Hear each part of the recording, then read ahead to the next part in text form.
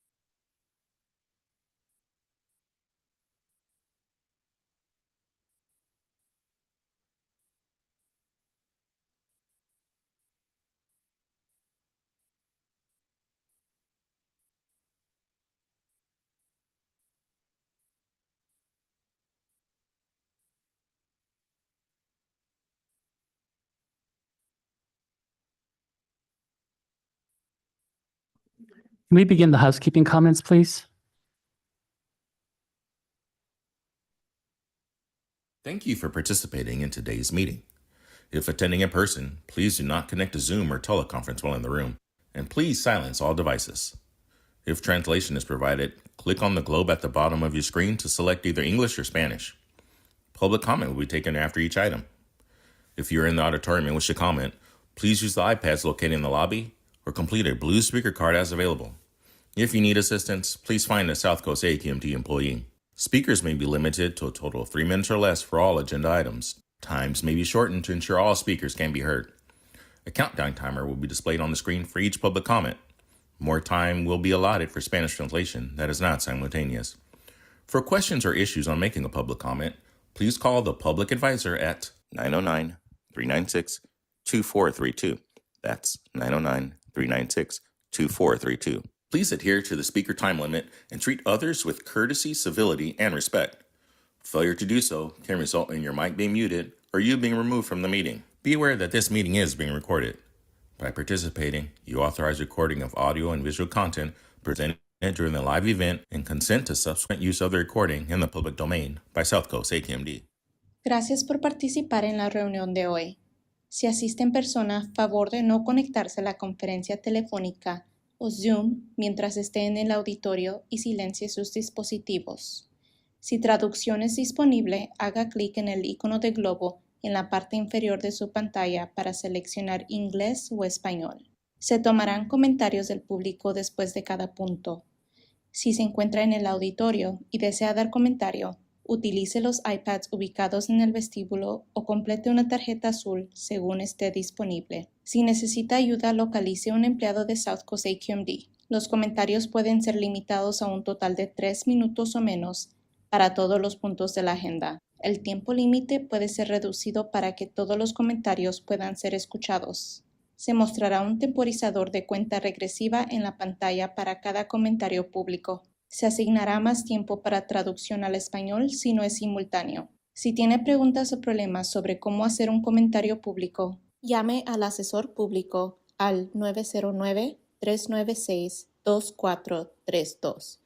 909-396-2432. Respete el tiempo límite y favor de tratar a los demás con cortesía, civilidad y respeto. De lo contrario, es posible que se silencie el micrófono o que sea retirado de la reunión. Tenga en cuenta que esta reunión está siendo grabada. Al participar, usted autoriza la grabación de audio y contenido visual presentado durante el evento en vivo. y da su consentimiento para el uso de la grabación en el dominio público por parte de South Coast AQMD.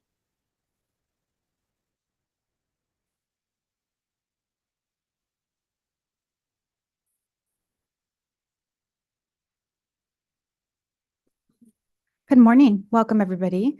We'll start with the Pledge of Allegiance. If you could lead us, board member. Please join me as we salute the flag that represents our republic. I pledge allegiance to the flag of the United States of America and to the republic for which it stands, one nation under God. Okay, good. Oh, okay. I thought you're not gonna be. What was that? All right. There's a double audio there. Can we get a roll call, please? Sure. I forgot my coat. I'm always cold. Yeah. Supervisor Hagman. Board Member Krakoff is absent. Mayor Pro Tem McCallum. Here. Supervisor Mitchell is absent. Board Member Padilla Campos is absent. Supervisor Perez is absent. Councilmember Rahman, absent. Mayor Pro Tem Rodriguez, absent. Supervisor Wagner. Vice Chair Caciotti. Here. Chair Delgado. Here. Supervisor Mitchell. Board Member Krakoff. Here. We have a quorum. Wonderful. Thank you. And I'm guessing that the rain has caused delays on some folks, so let's see how it goes. Okay, opening comments. Do you have any opening comments for us, Wayne? Thank you, Madam Chair. I do. First thing I'd like to do is provide an update on South Coast AQMD efforts regarding the Palisades and Eaton wildfire event. As you know, staff continues to play an important role with regards to the joint federal, state, and local response to the wildfire. Last week, the Vice Chair, Chair Randolph from the California Air Resources Board, myself and a number of our staff toured the burn areas with EPA OSCs, as well as our monitoring team, which had just begun their mobile platform deployment for the Eaton wildfire. So our mobile monitoring team plan is to conduct 2 surveys in the Altadena area and 2 surveys in the Palisades area. Just a few minutes ago, we posted the results of the Eaton wildfire scan. As you can imagine, we've already had a rain event. Fires are effectively contained out. The only thing of significance that we saw on that platform were elevated levels of methane. We didn't see elevated levels of metals or anything of the like. The methane, we believe, was caused by natural gas, and we've already notified the utility of where we detected slightly elevated levels of methane. So we think this is good news. We hope it provides assurance. And we would have done more monitoring this week had it not been for the weather. We're also hearing about rain events next week, so that may also impact our ability to do the mobile platform monitoring. Once the mobile platform monitoring is completed, then we're going to move forward with the deployment of stationary air quality monitoring sites. And we're looking at about 2 to 5 sites in both the Altadena area as well as in the Palisades area. Now, this monitoring effort is separate in addition to what EPA is doing with regards to its own operations. We're tending to look at a broader area, and we're working closely with, again, the Incident Command, Unified Command, and all the other groups. So in addition to our monitoring team, our enforcement team is also in close coordination. Terrence and his group are working closely with the Army Corps of Engineers, EPA, FEMA, and the others. So I want to provide assurance that we're active, we're engaged, we're integrated, not only into the operational aspects, but also into the communication aspects. Nahal Mogherbi, our communications, our ADO for our Legislative Public Affairs and Media Division, has been working tirelessly, along with Lisa Tanaka O'Malley. And I could just start listing so many people, reaching out to our elected officials, both here and in DC and Sacramento, could talk about legal, making sure that all the things that we're doing are trying to be reimbursed and that we're doing it in a manner that's safe. So it really is a tremendous effort on the part of staff who's really working tirelessly and selflessly to provide the information and reassurance to our communities. So I wanted to provide you with that. And I think we actually have a slight video that was posted on social media. If we could cue that up.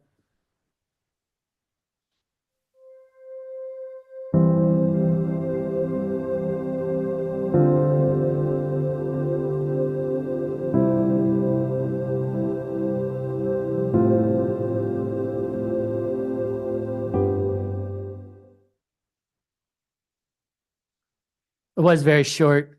I just want to say that, we all saw the news, and it's one thing to see it on news and think, oh my God, this is horrible, it's devastating. But to see it in person, it's 1,000 times worse. And I cannot convey the sadness and the horror. And Board Member Krakoff, our hearts go out to you and your family and all those in your neighborhood. Thank you. I do have a few more items, Madam Chair. One of the items on the agenda item number 5, was not within the admin committee, but we asked to have this item put before you this month because it involved funding that was approved by the California Air Resources Board to procure additional air filtration units, indoor air filtration units. And as you can imagine, there is a tremendous shortage of those units right now for many of the people that have requested them. And we wanted to make sure that we could put this before you rather than go through the normal process, which would have added another 45 days roughly. It's a request for a transfer of up to 2.6 million to get those additional air filtration units. So I just wanted to provide some background in terms of how that came onto the agenda. Also, we'd like to announce that we're looking at some changes to proposed rules 1111, 1121. At the urging of the board, we conducted extensive outreach to numerous other groups and organizations, received hundreds of letters. We wanted to make sure that we were being responsive to those. And as a result, we're proposing some changes to that. The changes that we're looking at will really, I think, address some of the concerns that we've heard, particularly regarding consumer choice, pricing, and timing, and all of those concerns. But I want to be clear that when we've looked at it, we wanted to make sure that we were still achieving the NOx reductions over time. As originally proposed, we were looking at approximately 10. This will almost achieve that 10 when it's fully implemented.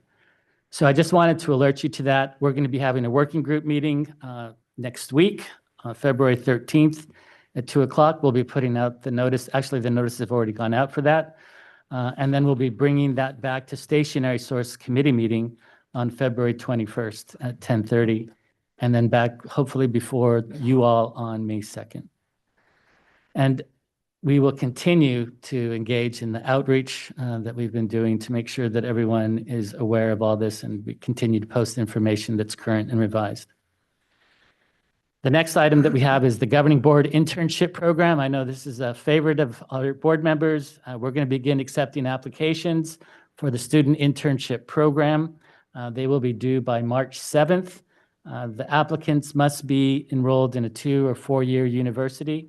And this is a paid internship program with an 8 and 10 week option. So we look forward to getting those applications and forwarding them to each and every one of you for your selection. And then finally, just want to note that the Governing Board retreat will be rescheduled. However, we will still have our April Governing Board meeting in Coachella at the Cal State San Bernardino Palm Desert campus. That concludes my remarks, Madam Chair.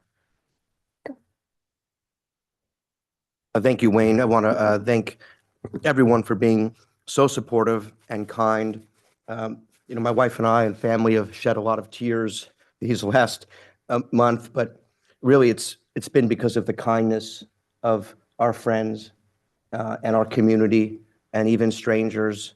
That's what we're going to remember the most about this experience. But for now, we're sort of taking it day by day, It's happy to have the routine of being here and being with all of you to give purpose to my days here. Just a couple quick things.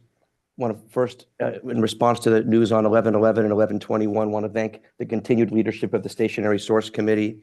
And then Wayne, as I think I previewed to you, we have this methyl bromide issue in Wilmington port area. And I know we have a response to that. Can you just speak very, very briefly about that? And then in particular, I know that there's mitigation measures that are being undertaken when we think we're going to have the results to show that mitigation is working.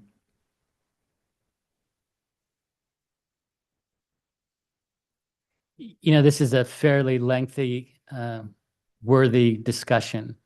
I'm going to try to keep it very brief and commit to providing an update to the board, perhaps in either another venue, committee meeting, some other aspect. CARB had done some air sampling within one of our communities at the request of the community members. We became aware of that, and we're working with CARB. The facility that was in question is a facility that does fumigation. Most of the fumigation, if not all of the fumigation that's done for goods that either depart the port or are done in a few facilities. Generally, the South Coast AQMD doesn't permit those facilities. There's an MOU that was entered into apparently decades ago where the responsibility for those facilities was turned over to the county ag commissioners. CARB results identified methyl bromide. We've identified methyl bromide in previous mate studies. And when we went to develop the CERP, the Community Emission Reduction Plan, with the community, methyl bromide was not identified as one of the key concerns in the development of the CERP. So now there is a question on what the results of CARB's efforts mean. We've been working with public health departments and with various staff, and we have been working with the county ag commissioner as well as the facility itself. The facility itself, as my understanding, is looking to make some changes. We're looking to change our program, and I'll probably have more information on that in the near future. But that suffices. Okay, thank you. Vice Chair. Yes, Madam Chair. Thank you. Just have a few photos. It was interesting. Just before the fires, I bought a home filter for my attic, and on the left is a brand new filter. And what happened just 3 weeks right after the fire had been in there, I went and took out the filter, and I've never seen a filter this dark. Usually I put a filter in there for it's supposed to be 3 months. I keep it 6. It usually gets a little brown, a few things. It was covered with soot. And I'm about 9 miles south of Gideon, where Gideon lives. So can you imagine that much in just a couple of weeks with the pollution in the entire basin? Next. This was our visit last Friday, January 31st, with Wayne and staff, executive staff, to the Eaton Canyon area. And the gentleman in the hard hat and the orange is Harry Evans. He's the EPA on-site coordinator. And as we approached, he really gave Wayne almost a big hug and said hi. As we're chatting, he thanked Wayne because 20 years ago, Wayne hired him at EPA. So this is just shows how much we're involved in the community, nationally, regionally, what a relationship we had. And then Harry saw my shirt. It said City Council South Pasadena. He goes, oh, I live in South Pasadena. So he's done the Hawaii fires, Woolsey fire in the west. It's just, we're really close to a lot of these people. So it was a great day. There's Leanne Randolph on the left also from CARB. Next. This just shows some of Harry's team. He had, I think that day, 6 teams, and within a few days, he had 40 teams out there. 6 or 8 people on a team, just reconnaissance of all those homes in Altadena. Next. Then again, I was proud of our staff as we're sitting there talking. What pulls up at 2 mobile air monitoring vans with our team, and Wayne said, checking out the different metals, lead, arsenic in one, and VOCs in the other. Next. There's a van. You can see the equipment on the top. Next. This is inside the back of the van, some batteries, etc. Next, there's Jason. There's some canisters for testing. Jason's walking around checking things out. Next. There's the vans ready to take off. Next. And this was last Wednesday morning after a San Gabriel Valley Council of Governments Homelessness Committee meeting. The gentleman on the left is Robert Gonzalez, mayor of the city of Azusa.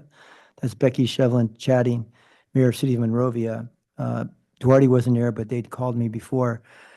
They're the location where EPA is setting up, I guess it's a temporary storage area for some of the hazardous materials are moving out of Eaton area, Pasadena, Altadena.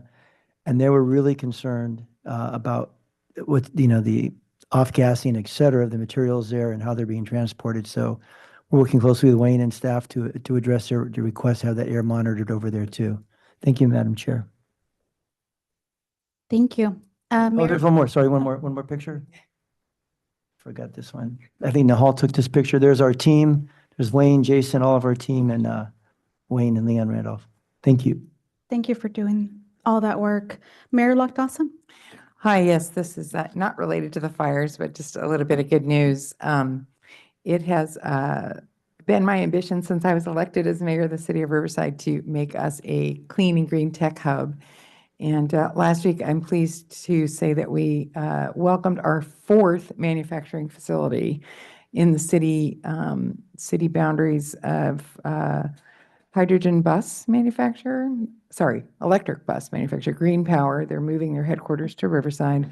We welcomed Omeo, which is a electric autonomous vehicle shuttle company. And we've got Voltu, which does mid-sized trucks. They have a contract with Ford Motor for F-150s. And we have another company as well. So we are doing very well in Riverside, I will say, in trying to build our low and no emission vehicle ecosystem in the state of California. It's great news. Supervisor Mitchell?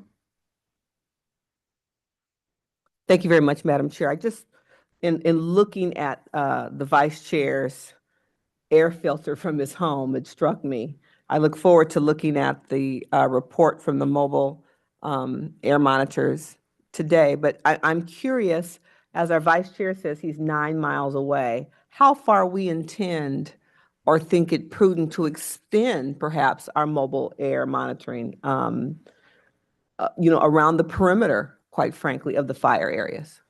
So the intent, if I may, so the intent of the monitoring is to monitor in the nearby community as well as in the burn area. So we'll have a better sense once those results are obtained. When you say nearby community, give me a sense of how we're defining that. I can't give you a radius right now without talking to the team. Originally, what the intent was to not even to go into the burn areas, it was to go into the surrounding communities first. We kind of changed that order so that we could be within those affected communities because we knew how fast people wanted to get in. But I will have more to report once we get that nearby. And in the meantime, I'll try to get the radius around that burn areas for you. I appreciate it. It just struck me in looking at your air filter. I think, of course, we are all focused on those directly impacted now. And hopefully the rain events will continue to give us better options. But I think it's important for us to be clear about how far out we're going and how far out we should be concerned and communicating to the public and providing information and remedies as well. So thank you. Supervisor and Madam Chair, it was interesting. Right after the event, for several days, I'd go out, but I'd have a mask. And even after that, I had this thing in my throat I haven't had since I came back to California in 1983. And it just won't go away. And then when I looked at the filter, I understood what it was.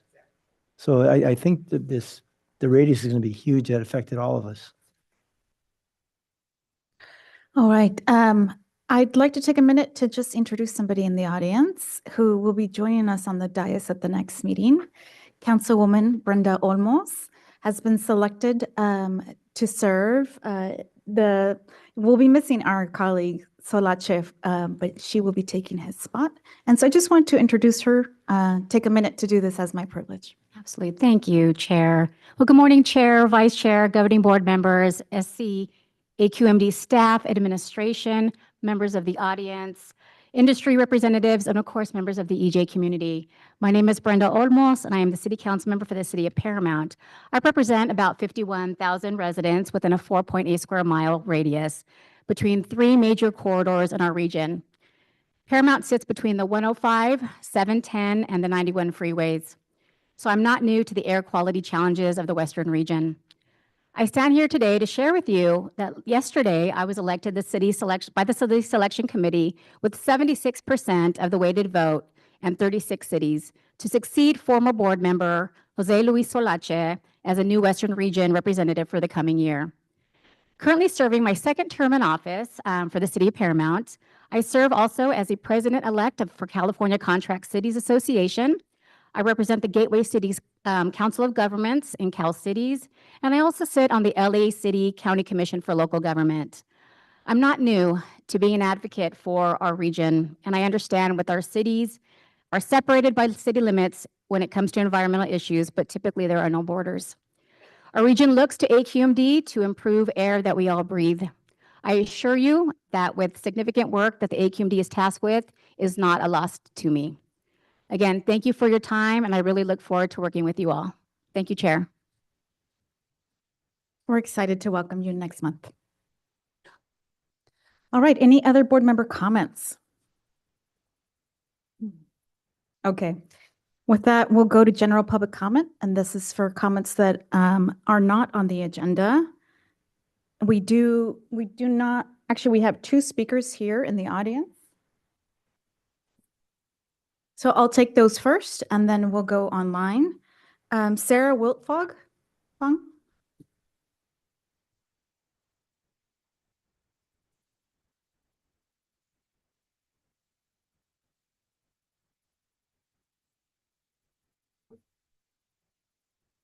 Sorry, there's a mistake. I'd like to speak to item 22. Okay. Thank you. All right, sounds good.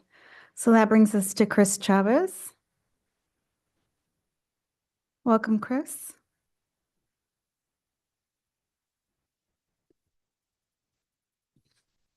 Good morning. Chris Chavez with Coalition for Clean Air speaking on Rule 1111 and 1121. Even though these rules are not on the agenda today, very briefly want to express our continued support for AQMD's efforts to reduce pollution from every source within the South Coast Air Basin. We are going to, of course, review the proposed changes that Wayne mentioned today. But again, really what we want to see the district do is prioritize public health and prioritize emission reductions. Rule 1111 and 1121, as currently proposed, would result in a 10-ton per day reduction of oxides of nitrogen. That is 17% of the South Coast NOx inventory. The South Coast Air Basin, of course, being the smoggiest air basin in the country and in extreme non-attainment for national air quality standards. I also want to point out that staff has worked incredibly hard to address the myriad questions, concerns, and issues associated with this rule. Despite their hard work and the willingness of the environmental community to accept compromises, the opposition continues to be entrenched and continues to fight the district at every single corner, at every single possible turn. Of course, it will be interesting to see how they respond to these proposed changes. However, I am pessimistic on whether or not they will change course and work collaboratively. Lastly, I want to point out that even though I'm the only one speaking on this item here today during general public comment, there is a broad coalition of supporters for these rules, ranging from environmental justice, public health, community advocates, and so on. And of course, we want to make sure to make space for other comments and issues that are being discussed today, but again, want to convey their support for these very important rules as well. Thank you. Thank you. With that, I'll turn it over to the Vice Chair. Thank you, Madam Chair. Our first speaker, hybrid, is Thurl Golden. Thurl, you've got 3 minutes. Go ahead, please, and welcome. Good morning, and I want to thank you for having me here, and I want to give out my best to Board Member Krakoff. I want to talk about methyl bromide, and last week it was a meeting held for the community. Within that meeting, there's a lot of information given, and some of the information was misleading at best, in part that there are technologies that will eliminate the open release of the fumigant methyl bromide.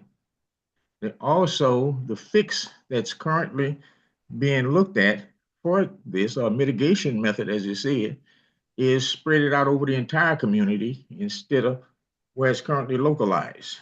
That is unacceptable. There is technologies out there that will clean it, contain it, and they could be shipped out, the residual amount. Also within that meeting, it was stated that this is a seasonal process. That too is inaccurate. They do most of their work during a season, except it's continued all year long at different points. They mentioned that the efforts currently being done and the fix would relieve that. The community does not believe that. I want to make that very clear. We're willing to work with you, try to keep this as pleasant as possible, but to have our children in elementary school within close proximity to that place for more than 27 years, we need to know the extent of the damage done to this community. This has been an ongoing problem, but just brought to everyone's attention recently.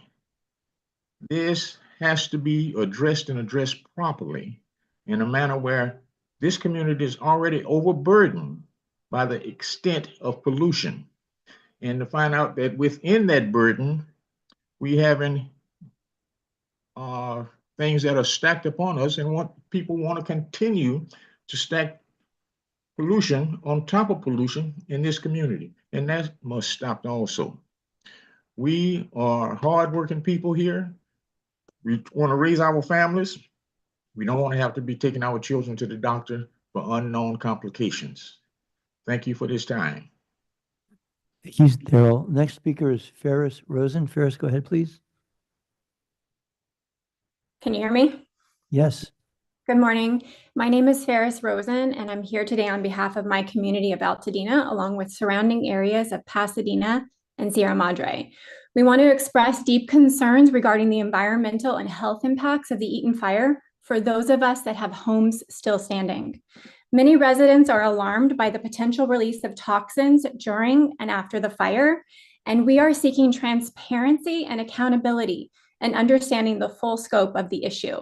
Over 300 of us have mobilized as a concerned group of residents, and I'm here to speak on behalf of the Eaton Fire Residents United. While we appreciate the update this morning, we are not satisfied with verbal references to levels found in the area. We want the scientific data. Specifically, we are requesting detailed information on the following: data reports. We ask for comprehensive reports on the toxins detected in the air, water, and soil during and after the fire. Our community deserves to know what chemicals we may have been exposed to and any potential long-term risk associated with them. We want to know what's inside our homes and in our yards that was carried in the ash and smoke, permeating our safe havens. We need this information in order to advocate to insurance companies for testing of proper toxins. 2, testing plans. We need clarity on current and future testing efforts. What types of tests are being conducted? How frequently? And what is the geographic scope of this analysis? This information is critical in assessing the ongoing risks and ensuring that proper safety measures are taken. We want public communication. A clear timeline for the release of testing results to the public is essential. We also urge you to establish a plan to keep the community informed about potential risks and mitigation strategies in a timely and accessible manner. The health and safety of our families, children, and vulnerable populations depend on the thoroughness and transparency of your response. We ask that your agency provide ongoing updates and maintain open lines of communication with residents and local organizations. Without this transparency, our public trust erodes and uncertainty grows, leaving us unable to make informed decisions for our own well-being. We urge you to prioritize this matter, expedite the release of relevant data, and ensure the highest standards of environmental safety and public health. Our community is counting on you. Thank you for your time and attention. I look forward to your response and to working together to address these critical concerns. Thank you, Ferris. Next speaker is, it says Nick's phone. Go ahead, please. Hi, can you hear me? Yes, sir. Thank you. I think I join most residents in California, hundreds and thousands of people who do not want to see Rule 1111 or 1121 go through. And so I think that this is the most irresponsible thing being pushed right now. What is this going to do to the already strained electrical grid? What's going to happen during power outages if everything converts to electric? Are we now going to have to buy diesel generators for these things to work? One of the gentlemen in the front who's been answering a lot of the questions this morning stated in the last meeting that this was not going to impact schools. And I want the data and I want to know how this would not impact schools, schools that are already facing dire budgetary issues and constraints. Uh, how about small businesses? The estimated cost between $300,000 and $800,000 for small business is going to destroy small businesses. How about low income renters who are going to probably have to be removed or evicted from their apartments for these systems to be installed? Those are low income people who can't afford for that to happen. The costs of the water heaters also, that you guys aren't talking about this, also the magnitude of it is because of the conversion of the entire electrical and engineering system. The last meeting, someone was saying that 20 years ago, you couldn't see the mountains. The things that I'm hearing in these meetings are just quite frankly speaking, nuts. Nobody wants this. I get that there's special interest groups driving this, but regular, ordinary Californians do not want these environmental policies that are going to impact their families that are already struggling to go through. So I am asking you guys to end Rule 1111, 1121. We would like the data that you guys are using to justify these rules to be imposed on Californians that are struggling. End it. Thank you for your comments. Next speaker is Andrea, and we've got a number of people signed up and more seem to be signing up. So we're going to, after Andrea speaks, we'll cut off public comment. So if you want to speak, sign up right now, raise your hand. Go ahead, Andrea.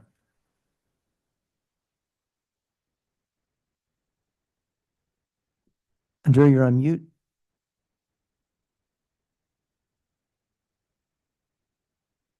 Can you hear me now? Yes, go ahead, please. Okay, I'm sorry. I'm just kind of reiterating what Nick had said about the ban on the gas water heaters and air. It is a disservice to the community. I understand your concerns. However, but this will make a major impact on all community. And what I'm really concerned with is the school districts. They will be greatly impacted and cause financial hardship. Teachers will be laid off. School closures will be mandated because they can't afford it because of the financial. This will cause a great impact to school employees, also all employees, which will impact the children, causing educational disruption. And that will cause more hardship on the children. My main focus is the children, and especially with disabilities and things like that. And also, where is the I know you guys researched this, but the community has not seen the statistics, the scientific evidence that this is going to do more good. As far as I'm concerned, it's going to do more harm than good by impacting people and the elderly tremendously. Okay, and also claims that it'll, help asthma and other conditions. Well, this is not necessarily true. There are other things contributing to asthma, such as delayed food allergies. I see it as a way to force the community to pay for outrageous prices and change over to electric. This is all about politics and control and not what is best for all involved. It will be more of a hardship than a benefit. We have electric outages more than you realize, and we will not have hot water to cleanse with, which will increase more disease. Please, if you could reconsider and do not let this pass, I'd greatly appreciate it. And many other Californians would also. So thank you for your time. Thanks, Andrea. Wayne, did you want to just a one sentence or two sentence comment about the affecting schools issue? It seems to be a common comment today. The title of our rule says residential. Residential. It's not targeted towards schools. Thank you, Wayne. We indicated we'd be cutting off public comments, so Ayad is the last speaker signed up. So our next speaker will be Deborah Com. Deborah, go ahead, please. Thank you. Can you hear me? Yes. Thank you. I would also like to speak to Rule 1111 and 1121. I have heard that this will not affect school districts. However, there has been no data that has been brought forth to show that. I am the Southern California Chair of the Office of Administrative Hearings Special Education Advisory Committee, and I am an advocate for children, especially children with special needs.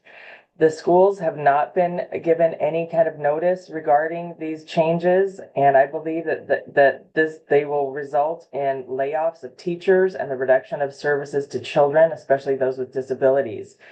Santa Ana Unified School District, for example, just announced a layoff of 300 teachers due to a $187 million budget shortfall.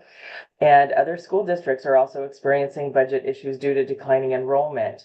These proposed rules will undoubtedly cause great disruption to our school systems. Many of our schools have to shut down when there are rolling blackouts, since the lack of heating or air conditioning creates health risks to children, teachers, and staff. Or they have to install costly generators, which cause emissions themselves. So where are the studies showing the environmental impact of these emergency generators that will be used to compensate for these blackouts? Where are the studies showing the financial impact, which will result in potentially thousands of teacher layoffs and harm to residents and businesses? Where are the studies showing additional learning loss due to school shutdowns because of blackouts created by this overstressed electric grid? Or children who will suffer educational loss due to having fewer teachers since they had to be laid off because of the finances. These rules pose a huge threat to the health, safety, and well-being of our children, our teachers, our residents throughout this area. This will devastate our school systems, devastate low-income residents, and devastate small businesses. We need studies. We need to see the data. We need to see exactly what the trade-offs are and what the costs are. These rules have been crammed down the throats of people without any notice. People are now just learning about these rules. And that's why there is confusion about who is impacted and who will be impacted, who won't be impacted. It's one thing to say that schools will not be impacted, but I have yet to see any data on that. Please stop these rules. Thank you. I just wanted to clarify again, Deborah, that this rule does not apply to school districts is what we're saying. It is not, it's only for residential. Whether or not it impacts schools, I can't opine, but I just want to clarify. This does not apply to school districts. Supervisor Mitchell has her hand. Thank you very much, Madam Chair. I'm glad that you made the comment. And then as I sat through committee and now here, one of the callers referenced, special interest. What I'm noticing in a lot of the testimony from the committee and today is it's a lot of very common language. I'm not sure how clearer the executive director could have been. If residential is in the title of the rule, I'm not sure where this logic is connecting to schools and school districts. There are lots of threats to public education looming over our country and state today. I'm not sure that these two rules are at the top of that list. And so what's I'm irritated by today is the fact that, yes, we've got to do outreach. Yes, we want people to have information, but misinformation is not helpful to anyone. So this concept that they want to be shown the data that it will not impact schools, here's the data. The title of the rule says residential. I'm not sure how clear that could be. Thank you, Madam Chair. Vice Chair, back to you. Thank you.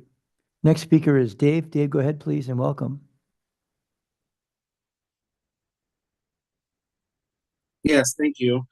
Just in regard to the school comment, it starts with residential, and the next thing it will be the school. So, telling us to be quiet is not appreciated. We are the public. We're sharing our concerns.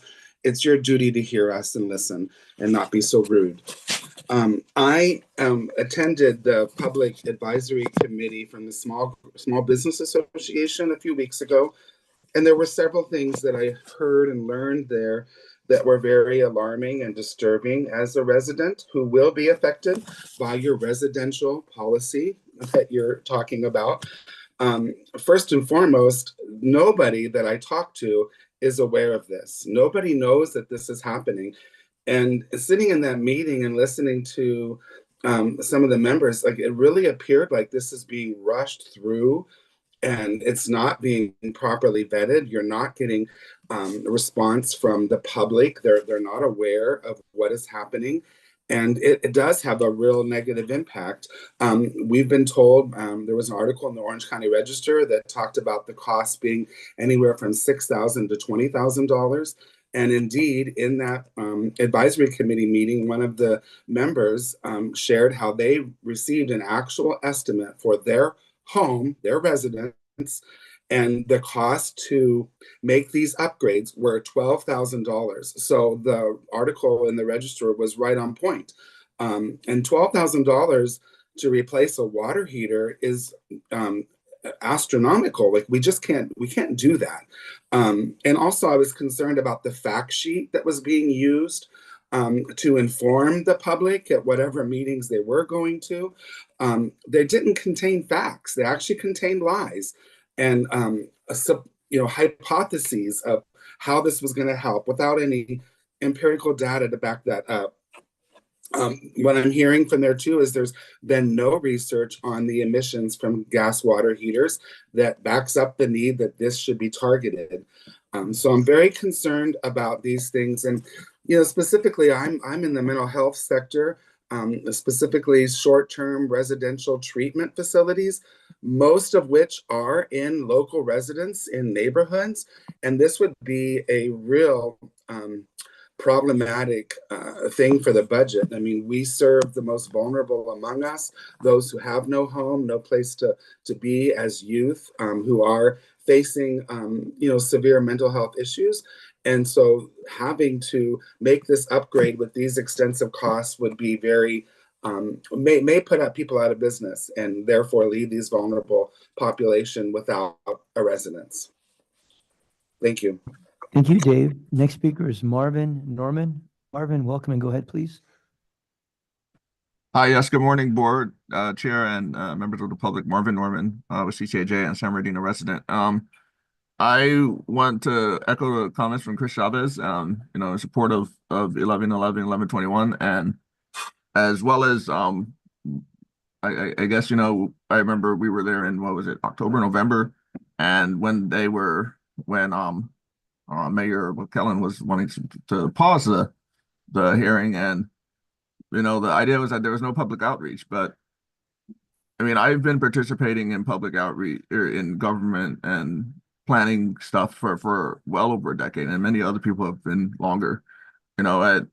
I've gone to plenty of meetings with SCAG and other agencies, and for better or worse, public participation is often very, very small on some of the most consequential things, except of course when you're making a change that improves things. Especially when I was doing bike advocacy, you get bigger crowds for one bike lane than you ever get for people doing $50 million, $100 million municipal projects. But so we knew at the time that really the whole point was to just drum up opposition, but it's of course interesting that that the opposition is going to look at the children issue. But since we want to do the look at the children issue, that's certainly a good idea, because part of the reason for this rule is that a substantial number of childhood asthmas are in fact due to the in-home water heaters and boilers. So this rule, it will in fact help kids will go to school by keeping them out of the emergency room from the water heater and boiler at their house. And as the chair and other members have, and Mr. Nashri have reiterated, it is a residential rule. But I mean, I guess today could be a teaching moment to help the board solidify the need for that, for also including information about the incentive programs that are available to help people afford these things. But obviously, you know, it's not at schools, and the data and studies are in fact there. They're all on the AQMD website and are available. So the fact sheet is based on the studies, and there are plenty of them. For anyone who feels like spending several hours reading through government reports, go to the AQMD website, download them, and look through them, and it's there. And talk to your representative about more about the incentives that are available. And the AQMD and the state are putting money into helping people make these changes. So it really, we need to go ahead and move forward with the rule, however weakened it might be as it is. Thank you. Thank you, Marvin. Next speaker is Randy Mawson. Randy, go ahead, please.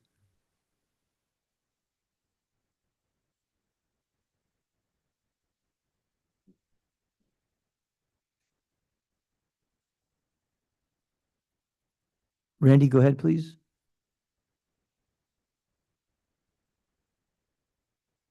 Randy, we can't hear you. Now we can. Go ahead. Can you hear me now? Yes. Okay, sorry. I wanted to speak out in opposition to rules 1111 and 1121. To the last speaker about the outreach of social media, had it not been for the article in the Register, and very few people get the newspaper now, I would not have been aware of it, and was very upset after I read that article about how quickly this was being pushed through and the overall cost of implementing it.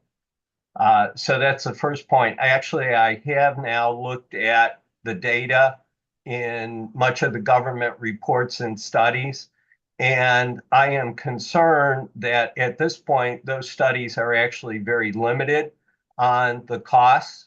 I live in an older home, and with the other speaker who said that the costs were around $12,000, I'd agree with that.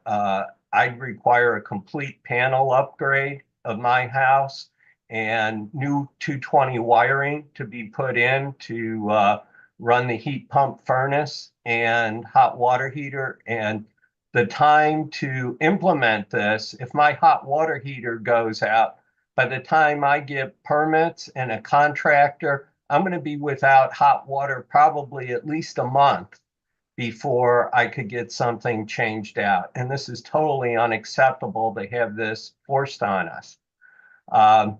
So a couple other points to make. We're creating a dependency on a single source of energy. During a recent power outage, I was able to run our refrigerator and forced air unit on a small camping generator so that we still had heat, hot water, and refrigeration. This mandate would eliminate that backup. And lastly, I don't think the board's aware of a recent National Institute of Health study that was published that actually shows these reductions in nitrogen oxide are actually starting to now have an opposite effect on the reduction of ozone. So it turns out nitrogen oxides have a quenching effect during cooler seasons and at nighttime.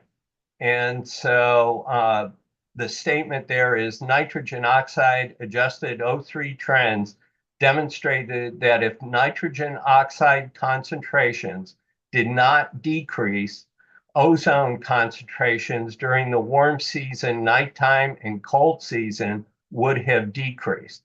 So actually, these mandates for nitrogen. Thank you, Randy. Final two speakers. First is not a name, but a number, 310 area code. Last numbers of your number are 594. Go ahead, please.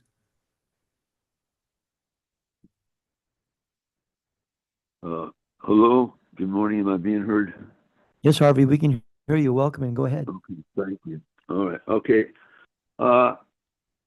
1111, 1121, 1146. These were solar things. They were presented 45 years ago, 1979, 1982 in the plans. It was never really studied in detail like it should be studied. Pool heaters, all right? In reference to equity, okay, the 800-pound gorilla, the elephant in the room. When you're talking, I'm incorporating a reference our comments made the last 7 months to all the different committees and whatnot about the fires, and comments made in different venues like Washington Journal, okay? There, a big picture of what's happening here. We're concerned about kids. We talk about they propose the 86th Department of Education as Project 25, along with Justice, along with EPA, et cetera, the FBI, the AID, et cetera. It's on. Right now it's on. And the 14th Amendment, Section 3, was to keep Trump out. Okay, we've addressed this. We brought it up to you. There is need for action now. Okay, this refusal of special prosecutors stepping down from justice, and justice being purged and manipulated to come against everybody opposing rationality, apparently, in science. It's outrageous. We got to stand up and be counted. The board's got to be counted. I call for a special meeting that at the end of this, we call a meeting to follow for at least the administration, but all the board. And here's the deal. We have to, we're losing all this money and all this thing. The equity issue is, we brought up Piketty, 2014 capital in the 20th century, and 2020 capital in ideology. And we've got Musk coming in there doing fascist salutes. His grandfather published the Protocol of Elders of Zion up in Canada before they came to South Africa. This is garbage. It's real serious stuff. We got to take them out, and if we can't use justice in the committees and federal Congress, we got to do. We're going to Wiener and stuff about the budget committee, and we're bringing this up. There's $50 million, half of that 25 for legislation against Trump for the fires. This has got to be given top priority. And also, we did this in the indirect source. We got the environmental justice and the young folks to call emergency meetings. You can do it the same damn day and do it right now. So they put pressure to do this, and this has got to take Trump out. Enough. We're a nation of laws. And if not, we're going to suffer the consequences and the deaths that we come. Right now, from the air pollution and stuff, it's just outrageous. And they're all captured agencies and whatnot. That's something else. Public power is cost effective less. And we're talking about teaming up and doing this, residentials and stuff. Then there is backup. You have district heating and cooling systems. These things have been done in Europe and around the place for a long damn time.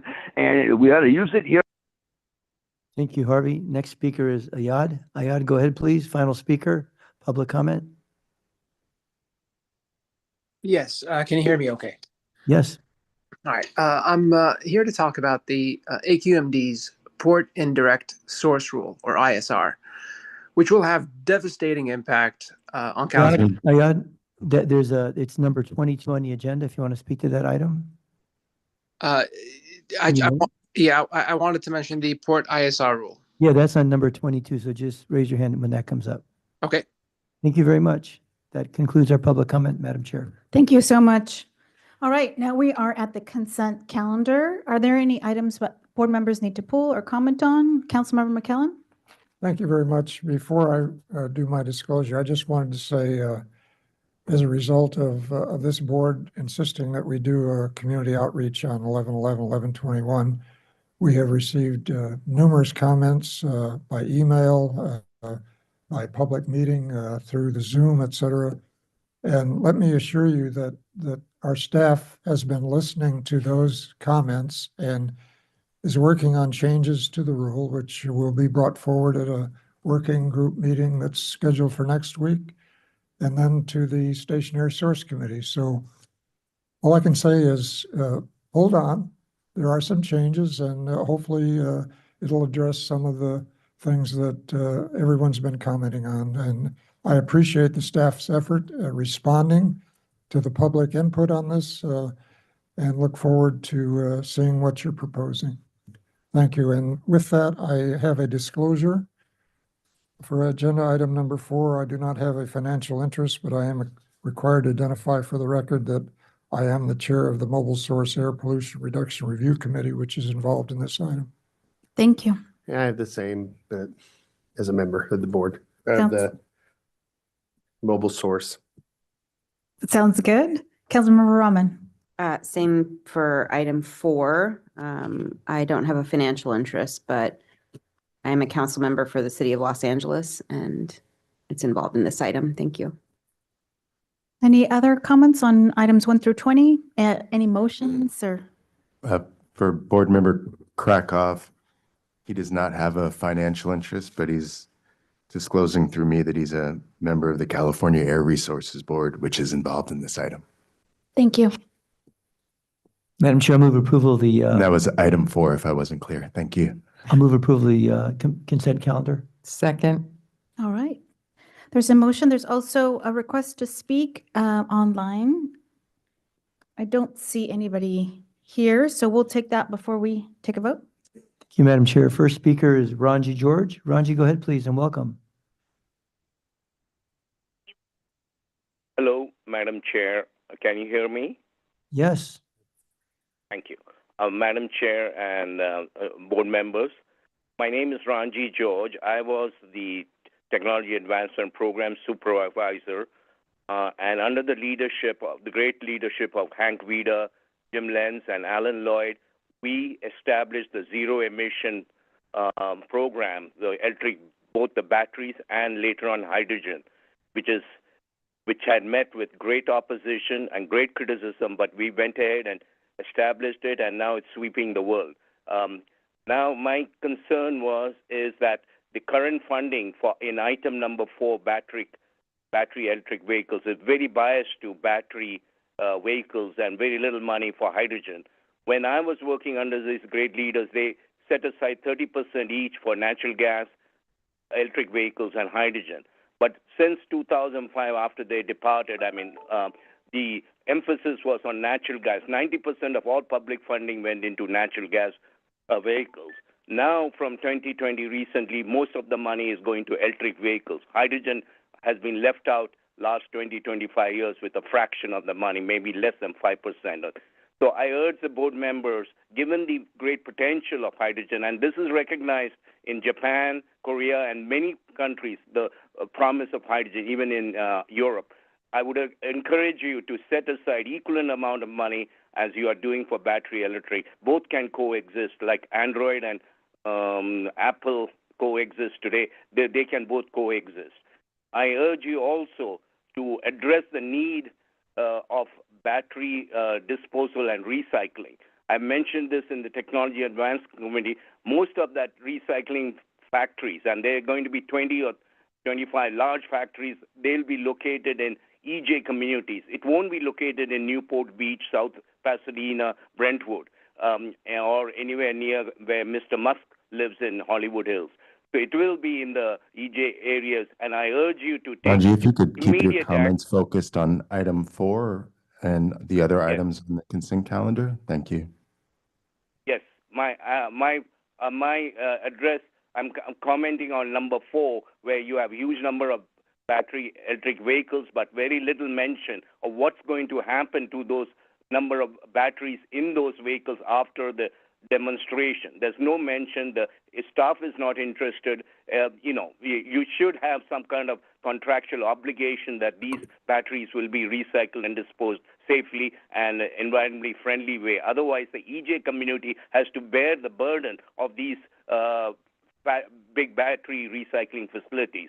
So I urge you to put more emphasis in that thing. And it's almost like a class war where middle class and the rich class has joined together to ignore this issue. The air pollution will be. Thank you, Ranji. Our final public speaker is Harvey Eder. Harvey, go ahead, please. Hello, am I being heard? Yes, you are, Harvey. Okay. My name's Harvey Eder. I'm speaking for myself, PSPC, etc. Okay, we're charging up these trucks and stuff, and it costs a lot of money, about as much or more to build in the charges. Okay, what we're seeing some evidence in some areas of making the connection where the energy comes from the sun. All of it comes from the sun. Everything on this planet, basically, 99.99 All right, that's the way it is.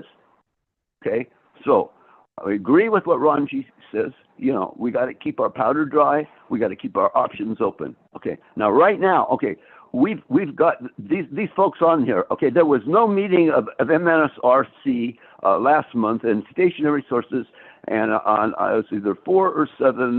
McClellan's listed as a presenter.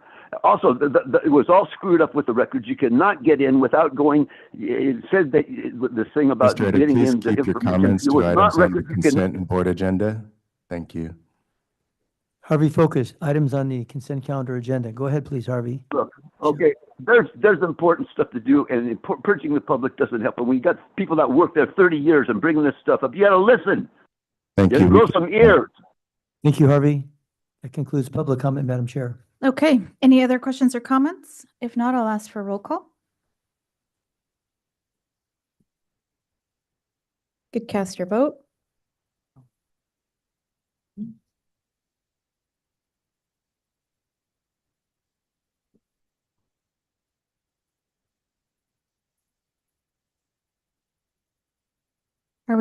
Is everybody locked in? Yes? Okay, that item passes. Thank you very much. That takes us to item 22.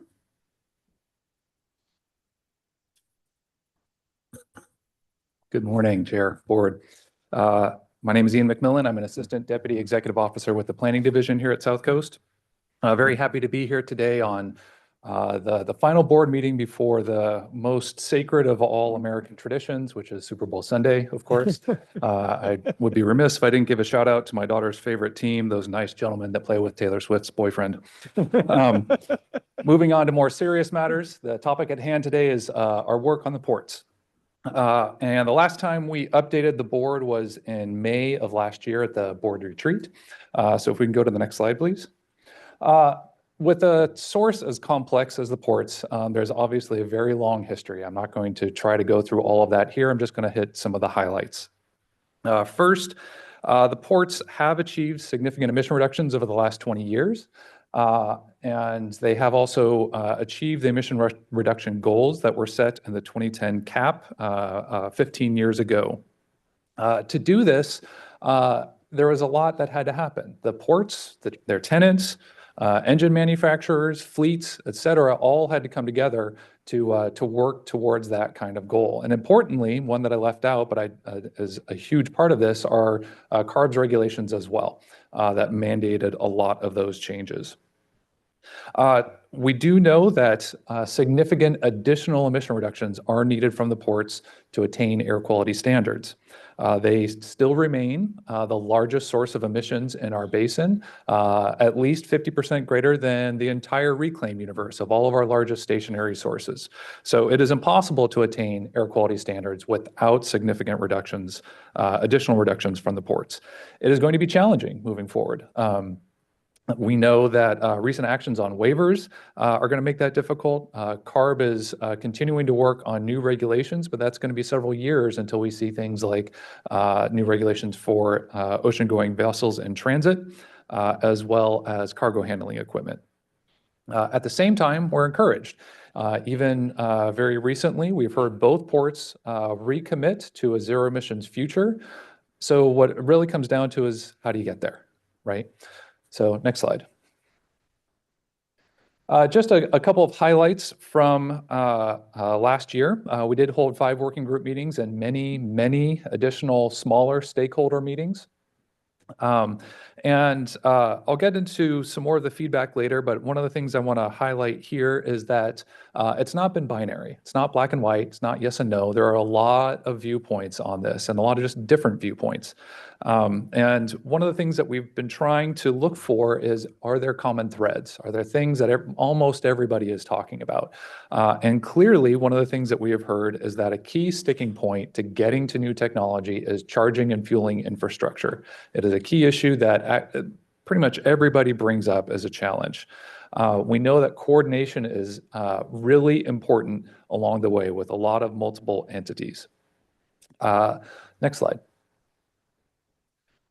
Take a little bit deeper dive here. So the chart that's being shown is the fleet makeup for the 5 major categories of goods movement vehicles operating at the ports. So on the left, cargo handling equipment, hovercraft, locomotives, drayage trucks, and ocean-going vessels. The browns, tans, and oranges that you see there, that's conventional fuels like diesel, those kinds of technologies. Renewable diesel is making its way in there, but for the engines and the emission standards, it's based on diesel. The purples are alternative fuels like natural gas and LPG, and then the greens are zero emissions. And you'll note that there's not a whole lot of green on this chart just yet. This is from 2023, the last full complete year of data. So you see, for example, trucks, about 1% zero emission trucks. The most recent data from late last year is about 2%. So it's growing, but it's right now largely funded through government incentives. And the reason that I highlight this here is that to transition all of those browns and tans and oranges, et cetera, to zero emissions, we need a whole new energy fueling infrastructure. The different kinds of fuels are going to be used. Electricity, of course, is really important as part of that, but there's other fuels that are going to be important down at the ports. Hydrogen, emerging alternative marine fuels like methanol, and so that's a really critical aspect to get. It's not just about the vehicles. Next slide. So based on a lot of feedback that we've gotten, we've shifted our focus and really squaring our focus right onto that first step needed to achieve clean air, and that's looking at the charging and fueling infrastructure. And I'll note Chair Delgado has had very good foresight and identifying infrastructure as one of the top priorities. And we see that same thing here at the ports. What we're looking to do is leverage a lot of the work that's already been happening down at the ports. There's planning, there's grants that have been applied for and awarded. So there's a lot of work that's already happened. There's clear gaps. There's still some holes that need to be filled in, and plans also need to be implemented. So we are looking to really focus on this charging and fueling infrastructure, and it's a shift in the approach that we have been taking before. There's one key difference I'll highlight here, in that this current approach does not include any requirements for emission reductions. And I have 2 thoughts I'd like to share on that. First is that we have heard from some that there's a real concern that any emission reduction requirement is the same thing as a cap on cargo throughput. We think this is a fundamental misunderstanding of how emission reduction requirements work inside regulations. Regardless, this approach does not include any emission reduction requirements nor any cargo throughput caps. And the second thought is that what we again have heard is that infrastructure really is limiting how to deploy this next generation of technologies. And so it's hard to predict when exactly those next technologies should be put in place without getting a clearer picture of when that infrastructure is going to be put in place. So we see that that is really a key first step. Next slide. So what we're proposing is relatively straightforward. We would require the ports to develop a comprehensive plan of fueling and charging infrastructure that's needed. Once that plan is approved, they would be required to implement it. And by implement it, I mean they would be required to install the infrastructure and make sure that it is operational. There would also be contingencies in place because the future is uncertain. And so if there are things that happen outside of the port's control, they could come back and revise the plan in a reasonable way. We imagine it would take a couple of years probably to pull together a plan like this. Again, leveraging off of some of the work that's already happened, but then filling in all of the gaps. We do look at this as more of a long-term strategy. We know that this infrastructure is going to take many, many years. 7 years, 10 years would not be surprising for the kind of work that's needed. It's a significant amount of work that's going to be needed down there. Noting that that's sort of a long-term horizon, that also looks to make sure that there is that long-term plan in place, because there could be uncertainties in the short term. The markets go up, the markets go down, but this is more of the long-term strategy to achieve those goals. The other thing that we also see is with these current grants, for example, or current projects, that we want to make sure that those continue, those don't slow down. So we would include some early action provisions to make sure that things that are already underway don't hold up and wait necessarily for this plan unnecessarily. And again, there are no emission reduction requirements or cargo caps. Next slide. So what would be in this plan? Again, this is meant to be comprehensive, cover all 5 vehicle categories that I mentioned earlier, and looking at all energy types, not just electricity, hydrogen, alternative marine fuels as well. Of course, the energy demand, that's where you have to start. How much energy is going to be needed of each type? And then how would it be supplied? Where? What kinds of stations are we talking about? What are the processes, timelines, and approvals that would be needed to put in all this infrastructure? An important aspect of this is how much would it cost? And those are going to be some preliminary estimates, but we need to have some estimates of how much this would cost, who would be paying, and then also the funding mechanisms that are out there. There are some that are in place now. There are some existing funding programs. There are some existing grants. Those are not enough. What future funding mechanisms would be put in place or could be pursued? We know that workforce is really critical in this, both assessing what would be needed to put this infrastructure into place. Are there enough electricians? Are there going to be enough to do this kind of project or series of projects? Also, are there any safety considerations with these new energy technologies for current port workforce? And then, of course, environmental impacts are critical here. There's CEQA analysis that's underway for some of these projects already. Is there future CEQA analysis that's going to be needed? Next slide. So as I mentioned, there's a lot of feedback that we've heard. I think there's probably plenty of people on Zoom, some folks here in the room that you're going to hear from directly, so I'll be brief here. Just in short, from a lot of the community environmental groups, one of the top priorities we have heard from them is they really believe that emission reduction requirements should be included in this action. They think that's really critical for public health. As far as the ports, they have definitely engaged with us. They have told us that they see value in comprehensive planning of this infrastructure, and that there's significant coordination needed. Many of their studies have pointed to the amount of coordination that's needed, and so they do see some value in this. With industry, we have heard that they oppose any kind of regulatory approach. They prefer something less enforceable, like an agreement. And I should note that there has been no draft language released, and so some of the opposition that we've heard appears to be on the principle of regulation as opposed to any specific proposal where there's language that's out there. Labor is also deeply engaged in this, in particular the workforce down at the ports, and they have really emphasized the importance of economic justice, not just environmental justice. Last slide, please. So for next steps, we are going to be holding our next working group meeting on February 28th. That's in the morning. That'll be here at the district, hybrid meeting, so it's available via Zoom as well. About a week prior to that, we are looking to release our preliminary first draft rule language. We want to get some more specific ideas out there, not just slides, but some specific language for everybody to see what it is that we're currently proposing. The idea of getting this out is that it's really important for everybody to provide their feedback, and that's really to improve the proposal. We don't expect that the very first draft is going to be the very final thing that would come before the board, but we want to get something out there for everybody to chew on. Of course, we're going to continue that stakeholder engagement beyond that working group. There'll be additional working group meetings. We're currently working on scheduling some community meetings, a couple of evening community meetings. There'll be more to come on that to get more public feedback. And then finally, right now, we're planning to bring this to the full board for a public hearing on consideration of this approach in third quarter of this year. With that, I'll conclude my remarks, and we're available for questions. Thank you. Okay, board member questions.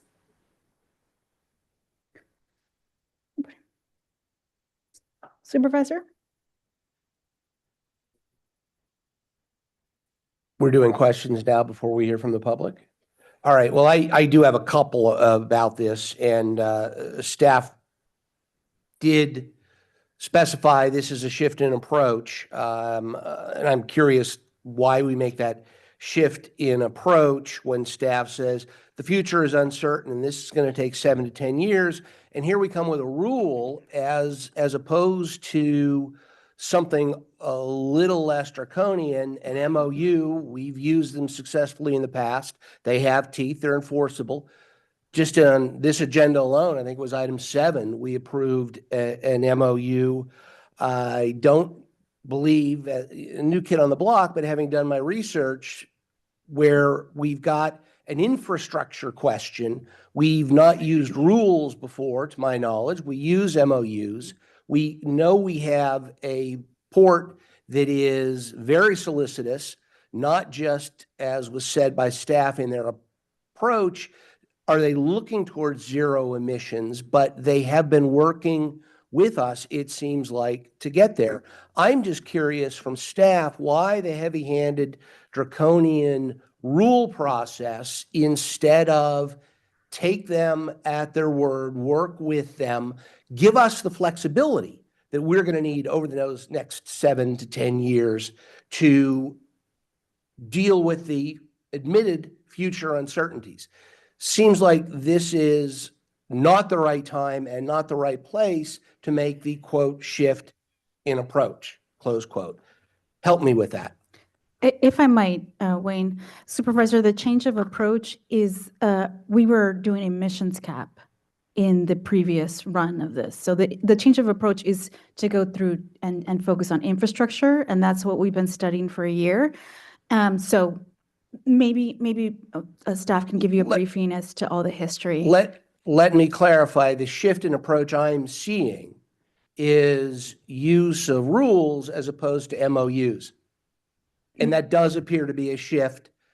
Happy to take a briefing, but it needs to be explained, I think, as we move forward, why that approach, especially when you've got admitted future uncertainties, I a think 7 to it's- 10 year rollout. I think it's important that I'm not going to you- argue with you, Madam Chair. I've raised the questions for staff. I'm trying to clarify that I think it's important that you take a look at what the board has directed, and the ISR is the only thing that the board has directed to the state. So I just ask that you take a minute to review that with staff, and I'd love to welcome any input you have. Madam Chair, I want to dispute the fallacy that this has not been adequately reviewed by me and my staff, and that we need future briefings. I think the questions I've raised are fair. I would be curious staff's response. If they don't want to give it now in public, okay, I can't make anybody answer legitimate questions, but these questions aren't going to go away. I think they're very willing to answer. I was just trying to correct I was trying to be kind about it. Go ahead. Thank you, Madam Chair. Thank you, Supervisor, for your questions. Supervisor, at least for the time that I've been here, we've tried to work with the ports on multiple occasions. We've tried to work with the ports through an MOU. We tried to work with the ports and thought we had an agreement only for it to fall apart at the last time. We tried to look at where we are today and the desire to move forward. And that desire to move forward was predicated on agreement that we had struck with the EPA to move forward with the rule. That agreement specifically says rule. Nonetheless, the board did direct us to be flexible. The challenge that we have, frankly, is that as we look at time and the desire to get a scope of work that everybody could agree on, and not necessarily the mechanism by which that work would be done or what that definition of that work is. So we've been working hard, listening to all of the constituencies, listening to all of the stakeholder groups. Everyone is in agreement that infrastructure is critical. We believe that we have the authority to address the infrastructure component first. We also believe that in the interest of time and the public good, that it's much faster to use our authority than to try to run down a third attempt of negotiating an MOU, which based on my experience had fallen apart at the end. I think there's a saying, fool me once, shame on you, fool me twice, shame on me, fool me 3 times. We're not going to go through that again. So in terms of the direction, that's why we focus so hard to get agreement on the scope of work. The mechanism by which we do it should be secondary or even irrelevant.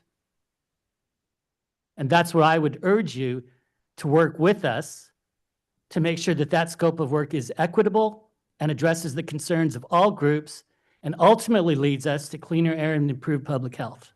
Thank you. Councilmember Rahman. If I may, Madam Chair. Yes, go ahead. The goal we are all going for here is, of course, cleaner air.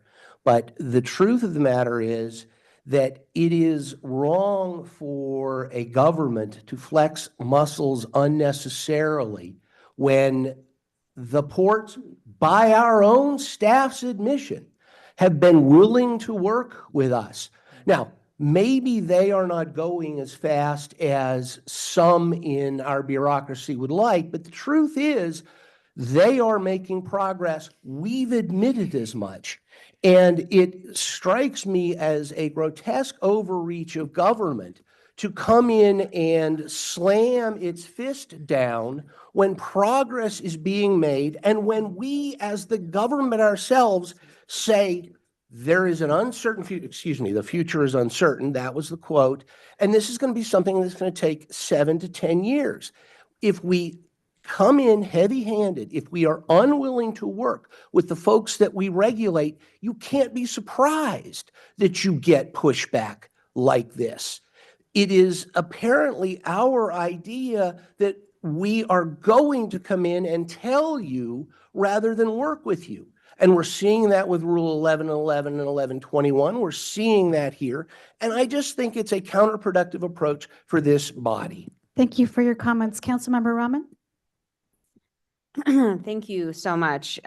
Could I ask a question about the grants that we got from, the money from the federal government for investments in infrastructure, the status of those grants, the likelihood that those dollars will be distributed to the ports for moving us towards our cleaner goals?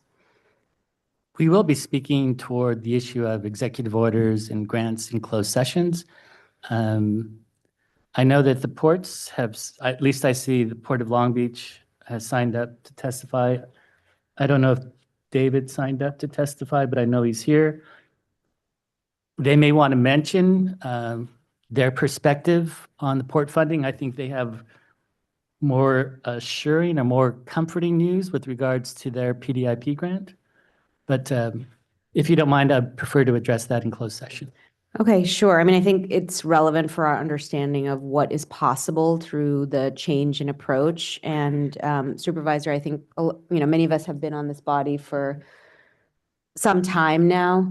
And the change in approach, as the chairwoman mentioned, is actually one that has moved us closer to what you are asking for, which is an opportunity for the ports themselves to step up and provide a plan for moving us towards what our shared goals are as a body. We are an air quality management district.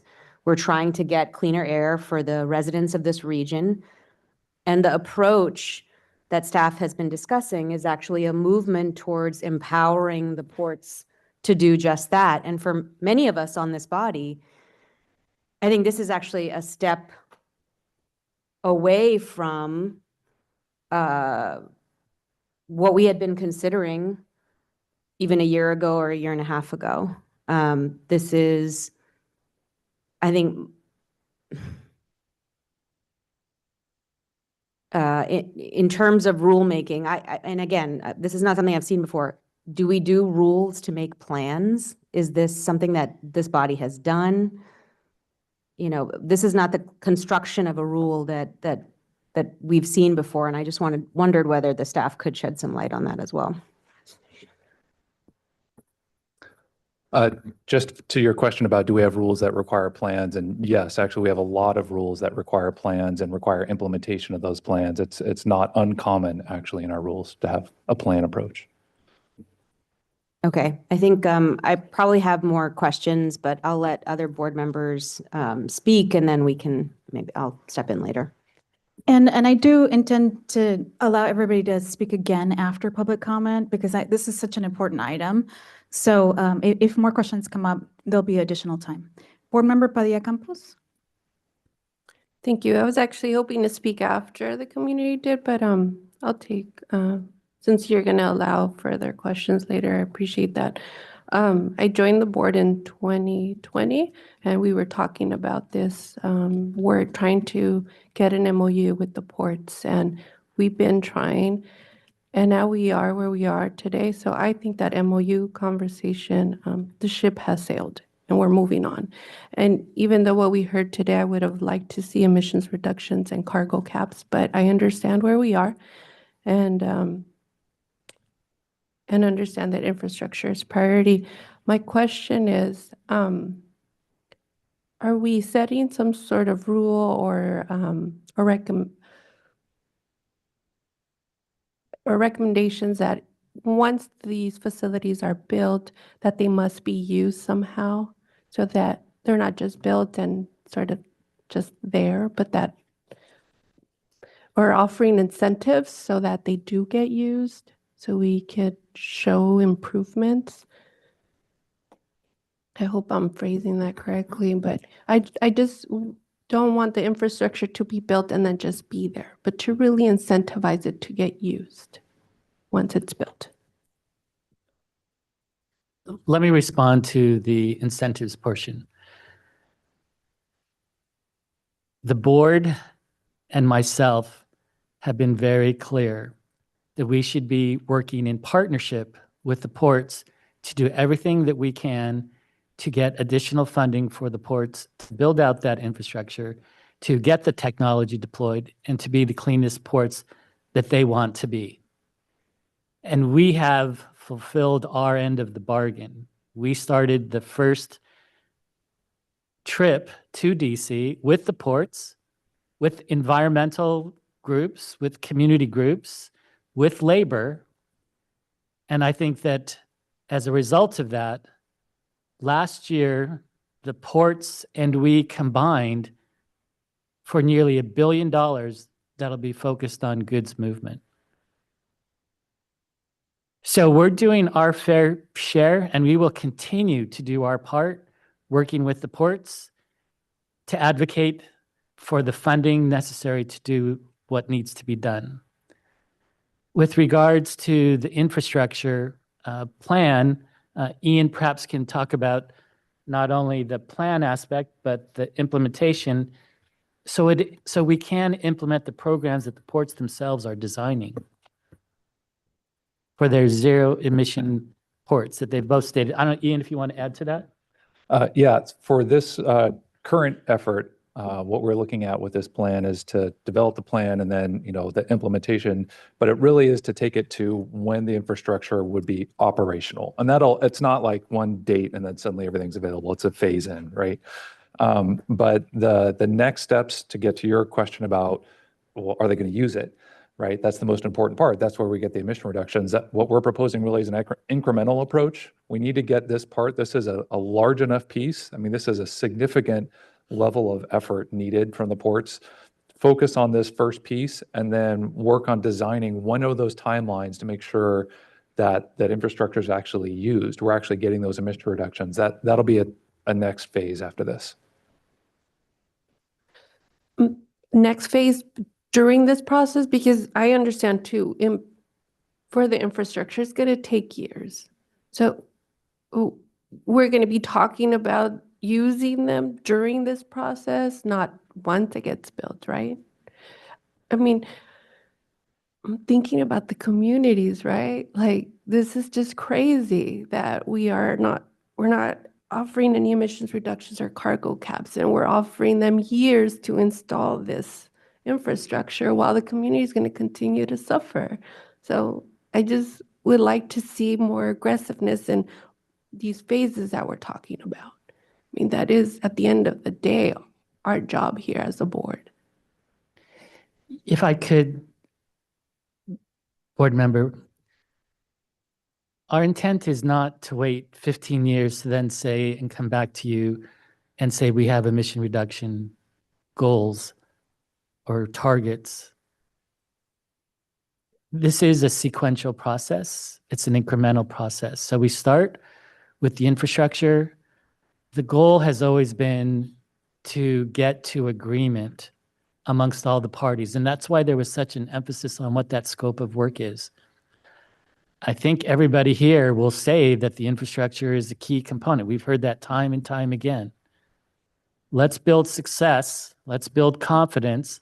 Let's show that we can continue to work together to address the port's own stated goals. Zero emission. We can work together to do that. We'll start on infrastructure, then we'll move over to actual discussions and what a rule might look like and how that would be and what are the timeframes. But for now, let's just focus on the infrastructure, because I think, as I keep hearing from everyone, we agree on that with the parties. I may hear otherwise today, but we'll see. Thank you. Vice Chair Cascione. Thank you, Madam Chair. I just wanted to supplement Wayne's comments and just put this in a little longer perspective. I think Larry and I have been on here, Mayor McCallum, for a while. I remember we were sitting in the same room about a decade ago. Wayne had just come on, and we were considering, as Ian talked about, the background. It's nearly 10 years ago, a rule, emissions.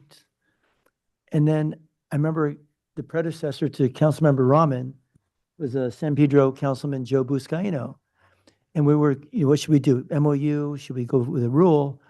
And, I was on the side of rule making 10 years ago. And then Joe said, please give us a couple of years. I said, Joe, we'll do it. I'll change it. I'll pivot over. Let's have meetings. I'll give you a couple of years. 3-4 years went by. Nothing happened. As Wayne said, we made every effort to collaborate, to work together with all the stakeholders. So again, we've tried that route. It's been 10 years, and Wayne gave the exact correct background. So now we're looking, people say infrastructure is a problem. We're not coming down hard. I just wanted supervisor, I understood when Joe brought that up 10 years ago, I was on your side. Let's get away from this rule, give you time. And we're still there, just giving you some background. I've heard this argument, and we just got to make progress. So I think the approach staff's taking is not heavy-handed. We're trying to collaborate, and that's what I'll always work on in this board is collaboration as a chair and Gideon and all of us. So I hope we take this road and continue on this path. Thank you. Supervisor Mitchell. Thank you very much, Madam Chair, and for the work you do in trying to keep this motley crew together. Yeah. Mr. Wagner, if I did, I would have said so. We have history. Yeah, we've had history. Exactly, that part. And I heard my colleague, Ms. Padilla-Campos, out, trying to get a sense of the infrastructure piece. I'm clear that infrastructure must come first. I'm clear that it's going to, quote, air quote, take time. So my question is, turnaround time for the utilities, if we could drill down a little more and really curious about what levers we have, what power we have at AQMD to really either facilitate long-term planning that can help reduce the turnaround time. The utilities is a critical factor. What can we do to address turnaround time to even be able to get to answer the question posed to us by Ms. Padilla-Campos? And that's turnaround time to install the charging stations and the infrastructure. That is certainly one of the big challenges. I know Ian and his team have been looking at that. Ian, maybe you could start out. Sure. I think it would be great if I had a short one-word answer, a silver bullet. That doesn't exist. It's a very long, complex process. I think there's a few touch points where it makes sense for us to be engaged. One of them, for example, what is the plan that's out there? It's one of the things you hear from the utilities all the time. All right, we'll build the infrastructure. We need to know what we're supposed to build. And so laying out that long-term holistic vision so that we're taking care of the shore power, we're taking care of the cargo handling, we're taking care of the trucks, we're looking at how all of this integrates in with everything so that it makes sense what kind of infrastructure is built. And they understand what we need them to build towards. Exactly. Okay. So part of that planning, that can happen in multiple ways. So part of that is, with this approach, we think that really gets at the heart of that. There's other efforts that we do as well, engaging up, for example, with the Energy Commission and looking at their demand analysis forecasts and trying to make sure that gets into the statewide energy plans, the IPER, for example. We do some work on that. That doesn't cover DWP. DWP is separate from that process. There's also on the short-term side, and some of this came up actually at board retreat last year, and I don't know if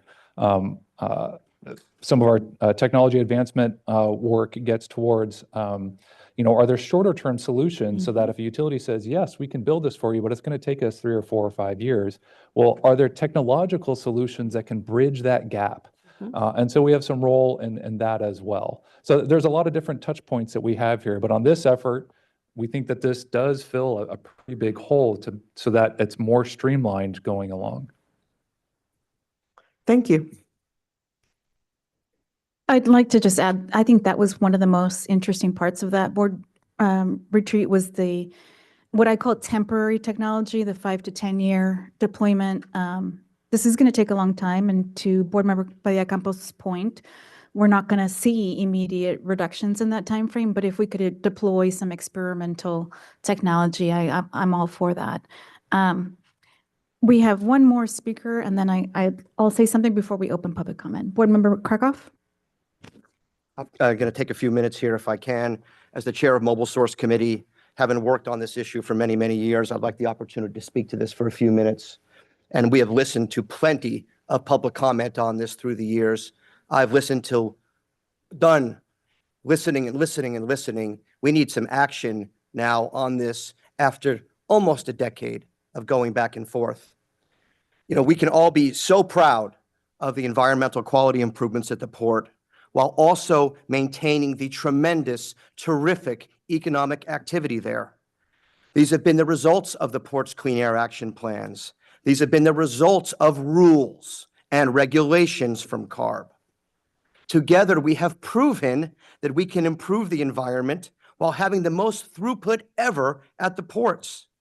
We have proven that industry and regulators and labor and the communities can get stuff done. But we all know we need to do more. We are still in extreme air quality non-attainment.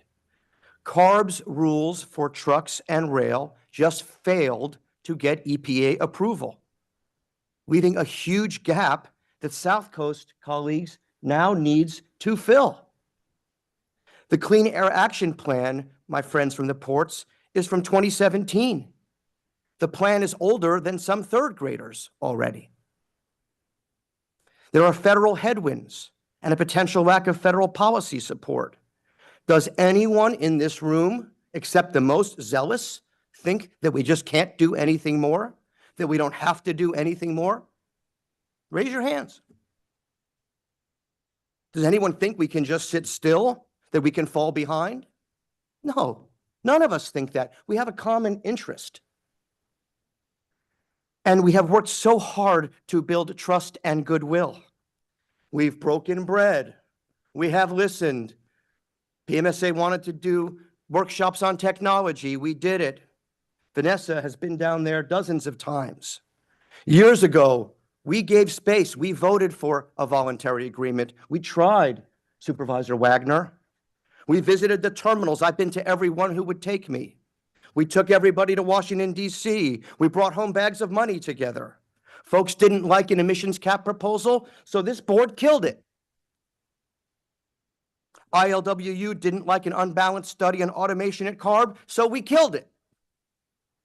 I've worked for labor all my life. The ports didn't want us to include on-dock rail in our rail ISR, so we took it out. PMSA and the ports say they care about infrastructure, so now we're going to propose a pared back ISR focusing only on infrastructure. You just heard about this, a collaborative effort with a reasonable timeline. It's really just a planning rule. So don't come in here and talk about devastation. Put the rhetoric aside. That's total exaggeration. Now, I know there's fear and uncertainty. And I can share something with you. I just lost my homes in the Altadena firestorm, and so did my in-laws. Total loss. All possibly sparked by electric lines. I mean, electricity has cost too, Supervisor. Not fossil fuels. I mean, I have fears, uncertainty. How does my community rebuild for the future? How does California build for the next generations? How do I rebuild? What does climate change have to affect all of this? We hear your fears. We share your fears. Fears of working people, industry, communities. And meeting after meeting, colleagues, on this board, working with our staff, we pass fair and reasonable rules for all kinds of industries. We take tough votes, refineries, power plants, warehouses. We have a great record striking the right balance up here, month after month. Nobody up here is a zealot. Consistent with our mission to protect air quality through practical and innovative strategies. We don't shut down industries. We don't devastate industries. That's rhetoric. That's just somebody trying to poison the well. And we've been through that for 10 years here, aren't we? Haven't we had enough? We work well with industry, with labor. That is our record up here. Those are the facts. So let's talk about indirect source rules, and I'll finish soon. These are not easy. Let's be clear, though. We just won the court case on the warehouse indirect rule. The Trucking Association lost. We won. We have the authority. We got federal approval, and there was no appeal. I mean, it's over. There have been 2 federal court cases, colleagues, on ISRs, and the air districts have won both of them. That's the fact. Okay, I'm not saying that they're not legally difficult and there's preemption, but that's the fact. We won the court case. Okay, so I want to make a call today for leadership from everyone on this issue. You know, we need to get past the impasse for all the reasons I've discussed. We need to work together. Yet despite that, I'm still not seeing the leadership for this. I had a meeting with PMSA this week. And after all we've done, everything I've just described, I expected it to be a good meeting. And it was not. Now, I love Tom Jelinich, and he's just doing his job. But if this were a James Bond movie, he'd be Dr. No. PMSN, no. The bad cop. I went down there and met with them. And let me tell you what they said so you don't have to go. Even though this focuses on infrastructure, their top priority, they can't take the win. They don't care what the rule says, because in the future, another rule might happen, and it might be something they don't like. They don't trust our staff. They disdain our authority, and they really, I think, just want us to go away or go backwards to negotiate an agreement they've proven they can't deliver. They pretend we did not just win our ISR case, and that's their right. You can think what you want, but I have the right to call it as I see it. There was no problem solving, no leadership, nothing constructive. It's just bad cop. They can't take the win. I'm a mediator, and I've learned that you can't settle when folks don't want to. And I put PMSN no in that category. And I hear from the environmental community. They want an aggressive rule. I heard Mr. Chavez use the word entrenched today. So I'll use it too. This is the same tune we heard from you with the rail ISR. We told you there was legal issues. We told you there was political issues, that we needed to talk to the railroads because otherwise we might get nothing, that we needed something Trump-proof. And in response, you shamed us, accused us of selling out. With my 30 years of experience working on this issue, you poisoned the well. Okay, so we did what you want. We passed an aggressive rule. And guess what? CARB didn't get its waiver. Our rail ISR has gone up in smoke, like my house. We get nothing. Your approach failed. So be accountable. Don't come to us with the same talking points now. Be accountable to the communities that you serve. And now with the federal administration like this, don't come back to us with the same failed playbook. It ain't going to be persuasive up on this board. So where is the leadership? Where are the leaders from all sides on this? The mayor of the city of Los Angeles, executives from the Port of Los Angeles and Long Beach, council members, industry, labor, the environmental community, our staff, and our board. You know, who are the leaders finally to get this done? You know, I've tried. At this point, I think maybe it's beyond my skills. And I am tired with all that I have going on with my life. I'm somewhere on the stages of grief, but not yet quite at acceptance. So where is the civic leadership in this time of crisis for our communities and knowing what we're dealing with at the federal administration? Where is the business leadership, BizFed? Where is the community leadership from the EJ community? Who is going to lead And I challenge all of you on that, and I want to thank you for letting me say this, Vanessa. Okay. Wow, like, yes. Thank you, Gideon, for that impactful. I know it's something you wanted to say for a long time, and thank you for saying it. It's not easy to say all that you did, to make everybody in this room upset all at one time. All at one time, but all right. But thank you. Yeah, I've got some other things going on with FEMA right now, so I'll be in and out today a little bit. But yes, thank you. So I'm going to hold my remarks till after we have public comment. Yeah, I'm not going to follow that. I'm going to open public comment. We're going to start with those here in attendance. We've got Artie.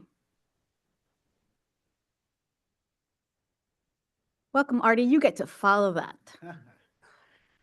I'll do my best. Good morning, board and staff. Artie Mandel, I'm the Director of Government Affairs for the Port of Los Angeles. Thank you for having me here today. I want to thank the board and I want to thank staff for their willingness to directly engage with the ports and cities to discuss our work on infrastructure, master planning, infrastructure development to ensure we're able to meet the goals set out in the Clean Air Action Plan. In fact, just earlier this week, we had a very good meeting with AQMD staff along with our sister agency, the Los Angeles Department of Water and Power, to discuss our infrastructure planning and our infrastructure project, our $500 million grid infrastructure upgrade that we are working on to bring 200 megawatts of clean power down to the Port of Los Angeles and our harbor communities to help achieve our Clean Air Action Plan goals. This has been a series of conversations and they've been productive. There's a clear path forward to a holistic agreement amongst all parties that will ensure the infrastructure needed to reduce emissions gets built. We've been clear that in our view, the next steps towards achieving our shared goal was through the vehicle of an enforceable agreement that includes our key partners, especially our tenants and utilities and others that will be responsible for building the infrastructure directly into the conversation. We appreciate staff's presentation and the AQMD staff's plan to release a draft rule language at the end of the month. We do have questions and serious concerns about whether this path forward will achieve our goals and further our progress. Our mayors have been clear that the cities support a zero emissions infrastructure plan under the framework of an enforceable agreement. It's our opinion that an enforceable agreement that brings all parties to the table, including our tenant and utility partners that are ultimately responsible for building a lot of the infrastructure, will be the thing that ensures the infrastructure we need to achieve zero emissions is built. Despite our belief that a collaborative enforceable agreement is the best path forward to achieving our goal of cleaning the air, we remain committed to engaging with this board and staff and the process. We'll review rule language when it's released and look forward to working with staff through the public process. Thank you. Thank you, Artie. Angie Gilbride, followed by Ashley Winkles. Good morning, Madam Chair, members of the governing board. My name is Angie Gilbride, and I'm speaking on behalf of Maersk. As an ocean carrier that moves cargo to the ports of Long Beach and LA, Maersk is proud of its environmental progress and remains fully committed to reducing emissions and improving air quality. We're aiming to achieve net zero emissions through new vessels and green fuels. We've made investments in shore power technology, and dual fuel vessels capable of running on green fuels are now the standard for new built vessels. This success is a result of strong collaboration among stakeholders in the supply chain, including our regulators, our port partners, our customers, and our suppliers. For this reason, we encourage AQMD to prioritize working with the ports and cities on an enforceable infrastructure agreement. Thank you. Thank you. Ashley is followed by Dory Chandler. Good morning, Chair Delgado and the members of the AQMD Governing Board. My name is Ashley Winkles, and I'm speaking on behalf of APM Terminals regarding Agenda Item 22. While we appreciate staff's willingness to work with us, we remain concerned about potential cargo caps resulting from this rule. I encourage you to reflect back on where the success of the Clean Air Action Plan came from, which reduced port emissions by 90%. This was achieved through collaboration amongst agencies, ports, terminal operators, ocean carriers, rail, labor, trucking companies, industry, technology, OEM, and the communities. We set goals, we worked together, we achieved those goals together. It was unprecedented and replicated across the globe. Having been part of those early CAP efforts during my tenure at the Port of Long Beach, I understand the challenges that the AQMD and the staff face in putting together such initiatives. You asked where the leaders are. I am now the leader of the environmental department at APM. I'm committed to collaborating with you on this new challenge. I say new, but it's not new. Last year, APM moved nearly a quarter of Port of Los Angeles containers. And in recent months, 12% of the containers leaving our terminal were transported on zero-emission trucks.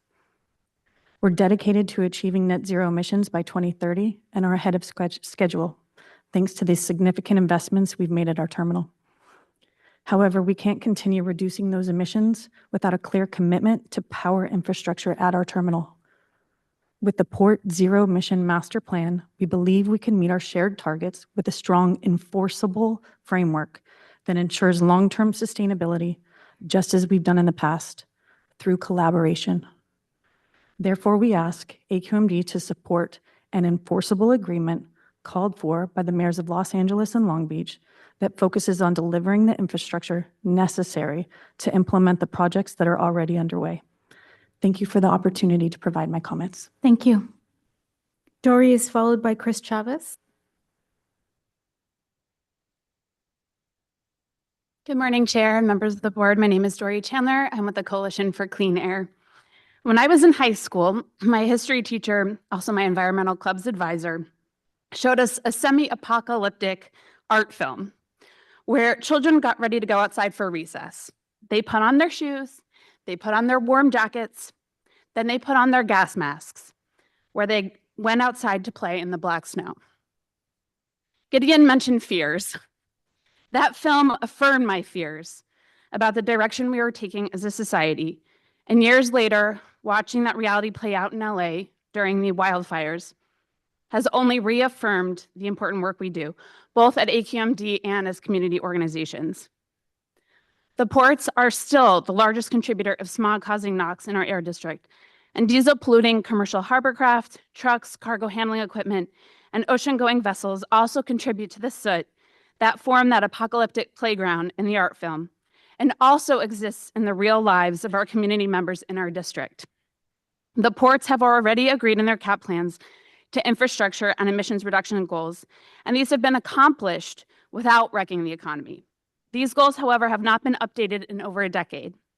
As a result, progress in emissions reductions has stalled since 2015.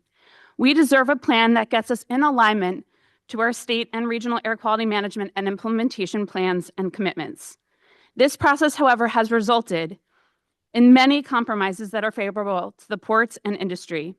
The district has made it clear emissions reductions are off the table, and that infrastructure was something we could all agree upon.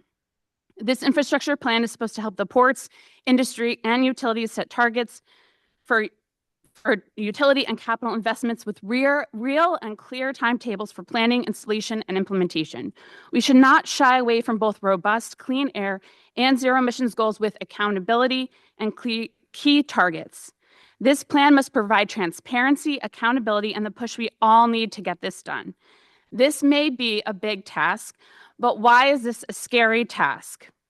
I think children playing and breathing in dirty air is a much scarier prospect. Thank you. Thank you, Dory. Following Chris will be Fernando Gaitán.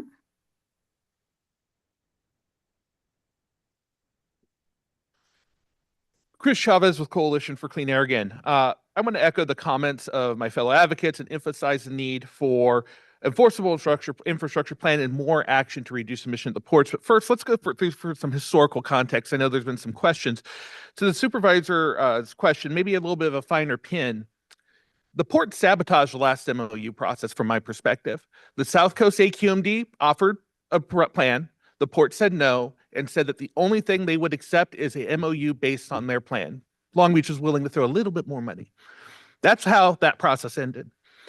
Also, regarding the rail ISR that Board Member Krakow mentioned, I think it's important to note that that wasn't our preferred solution that the district went with. That was a compromise solution, but we accepted it. So we are willing to compromise. We're willing to work with folks. And I think that's a historical point that needs to be added too. And let's also not forget that it was actually Union Pacific with a last minute demand in the MOU that derailed that process as well. The infrastructure plan has been sold to us as the only thing that we can all agree on, as the first step towards a zero emissions future. And yet, here we are again, hearing new objections about this plan being an ISR in disguise. History may not always repeat itself, but it often rhymes. And the conversation about the infrastructure plan that, sure sounds a lot like the conversation we just had about 1111 and 1121. The opposition are entrenched and are moving the goalposts again and again and again. The point isn't about working out or resolving concerns. It is about stopping public interest, not special interest, public interest rulemaking. The question remains, is this board going to stand for it? Are we going to give in to the multi-billion-dollar shipping industry? In many ways, the shipping industry has already won. Emission reductions off the table. Going beyond the Clean Air Action Plan off the table. Now they're going for a complete victory. An enforceable infrastructure plan represents the bare minimum that this board can do. Thank you. Thank you, Chris. Following Fernando is Whitney Amaya.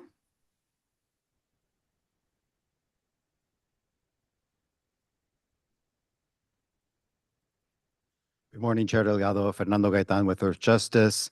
I want to first start by acknowledging Board Member Krakow asked, where are the leaders? And I was actually staring him in the face and realizing that the leadership was right there. I want to thank him for his commitment to being here today, committed to clean air, committed to Californians breathing clean air, despite his tremendous loss. And so I know he's not here in the dais or the chair right now, but I know he is very committed to this work, as are many of you who believe that government should still work to protect the public. I want to speak to supporting a strong rule that reduces emissions through an indirect source rule that sets clear emission reduction targets while also supporting the necessary infrastructure. We've heard Board Member Krakow say many times we can chew gum and walk at the same time, and that's certainly true here. The ports have multiple plans, but infrastructure remains a persistent barrier to real progress. The issue is not just building infrastructure, but ensuring grid capacity and operational support to make it functional. We know now that the MOU approach has failed. Plans alone won't drive results. A strong rule must require action and accountability, including submitting plans to utility companies and ensuring a timely implementation of those plans. Chair, as you know, the ports remain the largest source of NOx pollution in the region. And that's part of the reason why last summer you committed to passing a rule for the ports. Without binding emission reduction targets and interim milestones, these rules will be may be ineffective in the long run. We can't afford to go decades without emission reduction requirements. The public deserves transparency, not just updates on new projects, but proof that actual emission reductions are happening. A robust indirect source rule must require infrastructure planning for zero emissions technology linked with enforceable reduction targets, submission of those plans to utilities to guarantee grid readiness, and accountability measures ensuring that commitments translate into real emissions cuts. Incentives alone won't work.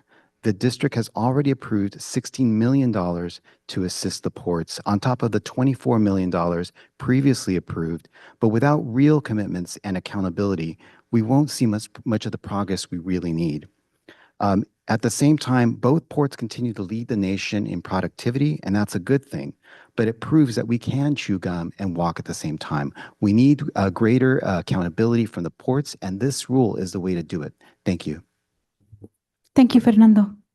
Whitney Amaya, followed by Christian Tapaya.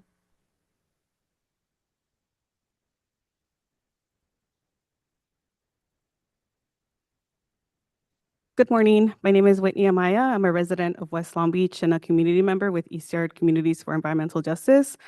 First, I want to express my deepest condolences and sentiments to Board Member Gideon Krakow and all the families that have lost their homes during the wildfire or who have been impacted by the wildfires. I do want to echo concerns that were shared earlier around looking into the toxic contaminants that were released during the fires. And I'm hoping that this agency will look into that further and also provide transparency to all of our communities.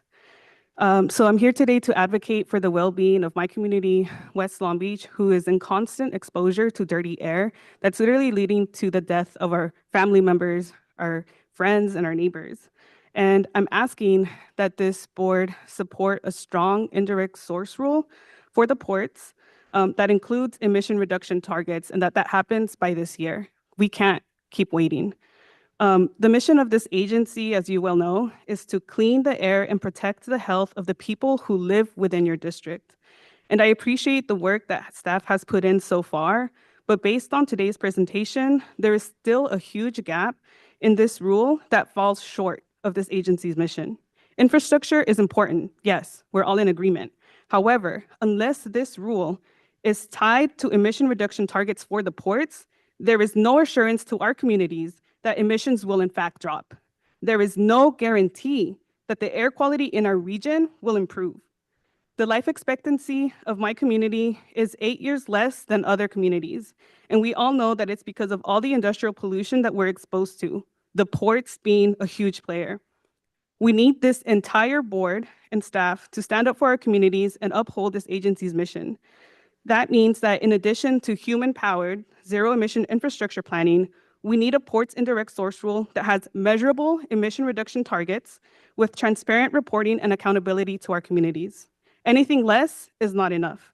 And clearly, we're not where we need to be with this rule. We can't continue delaying conversations on emission reduction targets. We need clean air for our entire region now. Thank you. Thank you, Whitney. Vice Chair?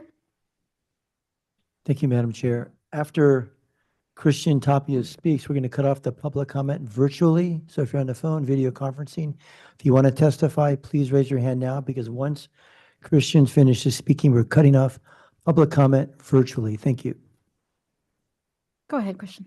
Good morning, AQMD board and staff. My name is Cristian Tapia Delgado. I'm a climate campaigner with Pacific Environment and a downtown Long Beach resident. First off, just echoing everybody, I want to send my regards to Board Member Krakow and all other communities affected by the wildfires. These are difficult times, but it's great seeing how our LA communities have banded together to support each other. And just thank you again for making the time to be here. I also want to thank staff and the board for continuing to move forward with a ports ISR. The current rule concept incorporates one of the key components that Impact Project has been advocating for, a comprehensive zero-emission infrastructure plan that coordinates all port stakeholders to ensure an equitable transition. As you may know, PE holds consultative status at the IMO, the body that sets global shipping laws, and here we've heard port authorities and shipping companies preparing for a transition to low and zero-emission shipping alternatives, acknowledging that current shipping practices are not sustainable for the environment or for our communities. However, there needs to be regulatory guidance to ensure that the transition is smooth. We're seeing globally and locally just how destructive inaction on regulating fossil-fueled goods movement has been. We are seeing record-breaking heat waves each summer, severe storms, hurricanes, and wildfires. This is on top of increased rates of asthma, cardiovascular disease, increased rates of hospitalizations, and lower life expectancy in frontline communities like my own. While we appreciate the South Coast AQMD working towards coordinating port stakeholders on an infrastructure plan, our communities need commitments through zero-emission reduction targets that will clean up some of the nation's dirtiest air. The ports have their own Clean Air Action Plan goals, but as Board of Harbor Commissioner President Bonnie Lowenthal stated herself, this stems from the grassroots activism of the community. There's nothing binding or promising emission reductions from ocean-going vessels or harbor craft, which remain the largest sector of NOx emissions at the ports. We saw in staff's presentation today that over 90% of the ships visiting our ports continue to use polluting Tier 2 or lower engines. We know it's no easy feat for the board or for staff to pass such a critical regulation. As many board members shared, the concept has been in discussion for almost a decade now. Though the work is challenging, it should not stall us from remedying the agent. It should not stall us or stop the agency from doing what it is legally mandated to do, and that is to protect clean air. We will continue to show up as we have been every month and to advocate for a strong rule that protects workers, our environment, and our communities. We don't want to see job loss and automation as a result of delayed or incremental planning. Our region has received millions of dollars in funding to help end the current profit over people approach by the industry. We need to capitalize on this opportunity to ensure public health is prioritized. Thank you. Thank you, Christian. Heather Tomley?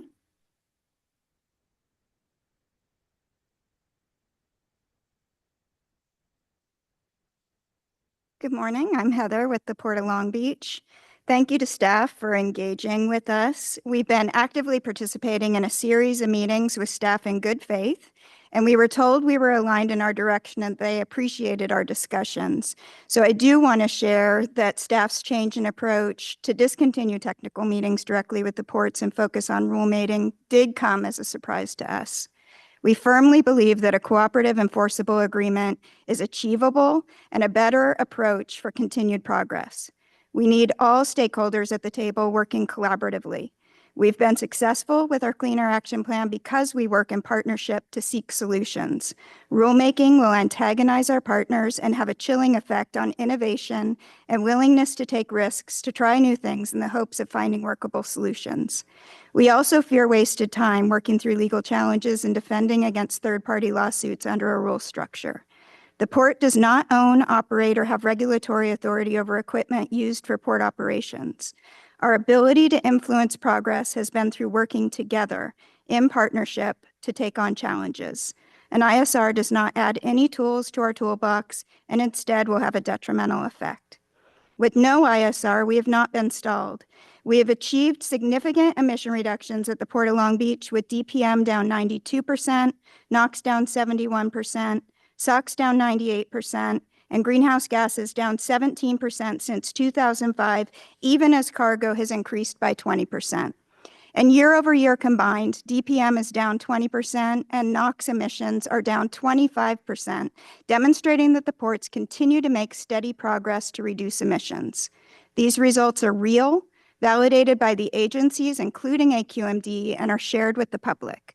We're also committed to planning and implementation of our mayor's support zero emission infrastructure planning to get the results we all want. We've been planning and are beginning engineering design to build zero emission infrastructure in the terminals, and we have more than 100 zero emission truck chargers in operation on port property today, with more on the way, including infrastructure that's being co-funded in partnership with MSRC. As of this week, we have more than 500 zero-emission trucks registered for port service and growing every month. We're committed to good planning.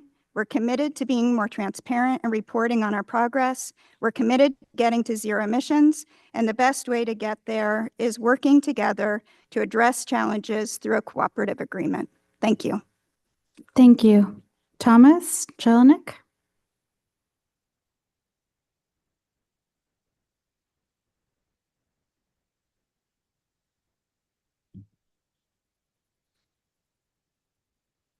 Good morning, Chair Delgado, board members. My name's Dr. No. Excuse me. I'm sorry. My name is Thomas Jelinich. I'm with the Pacific Merchant Shipping Association. First, I want to thank all of you for the time you've taken. You've taken a great deal of personal time, especially you, Board Member Krakow.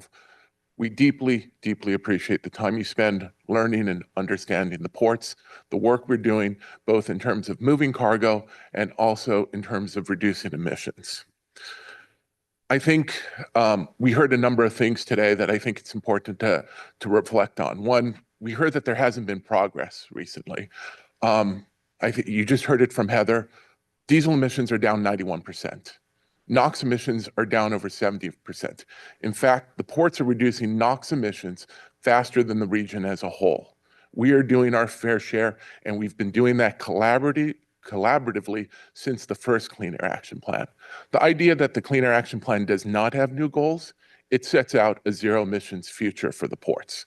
And we are working toward that with the California Air Resources Board, US EPA, and with this board. And so, what I would ask you today is, Chair Delgado, you set the tone a year ago at the board retreat by focusing on infrastructure. Thank you for that. We think that was the right focus that we need to continue moving toward. Our concern, and we don't think it's a matter of saying no, we do have a different view of best way to collaborate, and the best way to collaborate, we do think is an agreement moving forward. I would ask you and the board to take a look to the mayors of Los Angeles and Long Beach. As the mayor's office said just a couple weeks ago, the only way forward is an enforceable agreement. Take the mayors at their word and work with them toward an enforceable agreement to ensure that we have the infrastructure. Wayne has already said, it really doesn't matter what form it comes in. If you have so many stakeholders that say an enforceable agreement is the right way to go, and you have the mayors of Los Angeles and Long Beach saying an enforceable agreement is the right way to go, why would we pass up that opportunity? So I'd ask this board to be personally engaged with the mayor's offices and the executive directors of the two ports to see that outcome come through. That is the fastest and clearest way to implement the infrastructure that we need, because it will take a long time. As Ian pointed out, this is a decade-long process for the level of infrastructure, a level of infrastructure that will have a number of competing interests like the Olympics and rebuilding LA over this period of time. So it's best that we get started now, and the agreement is the best tool to do it. Thank you for your time today. Thank you. Megan Weinman?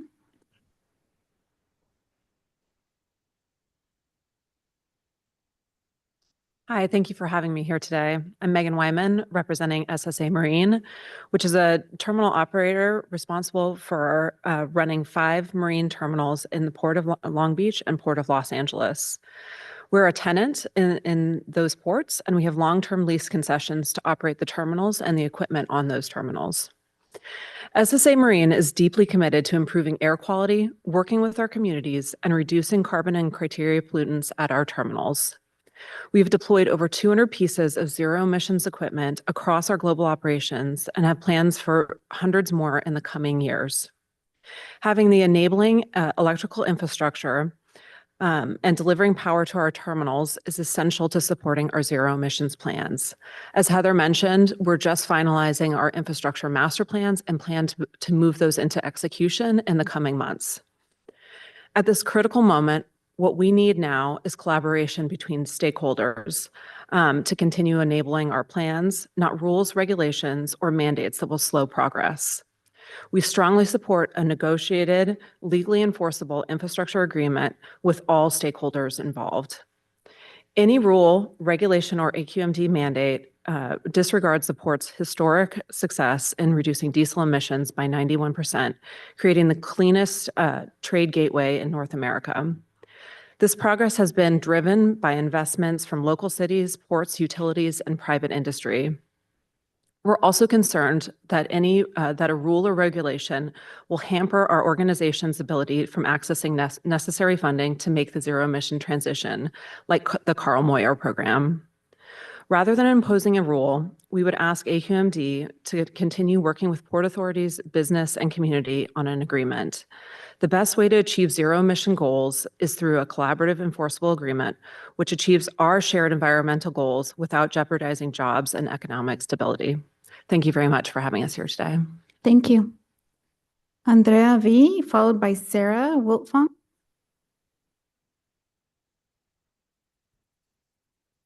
Okay. Hi there, everybody. Andrea with the People's Collective for Environmental Justice out of San Bernardino.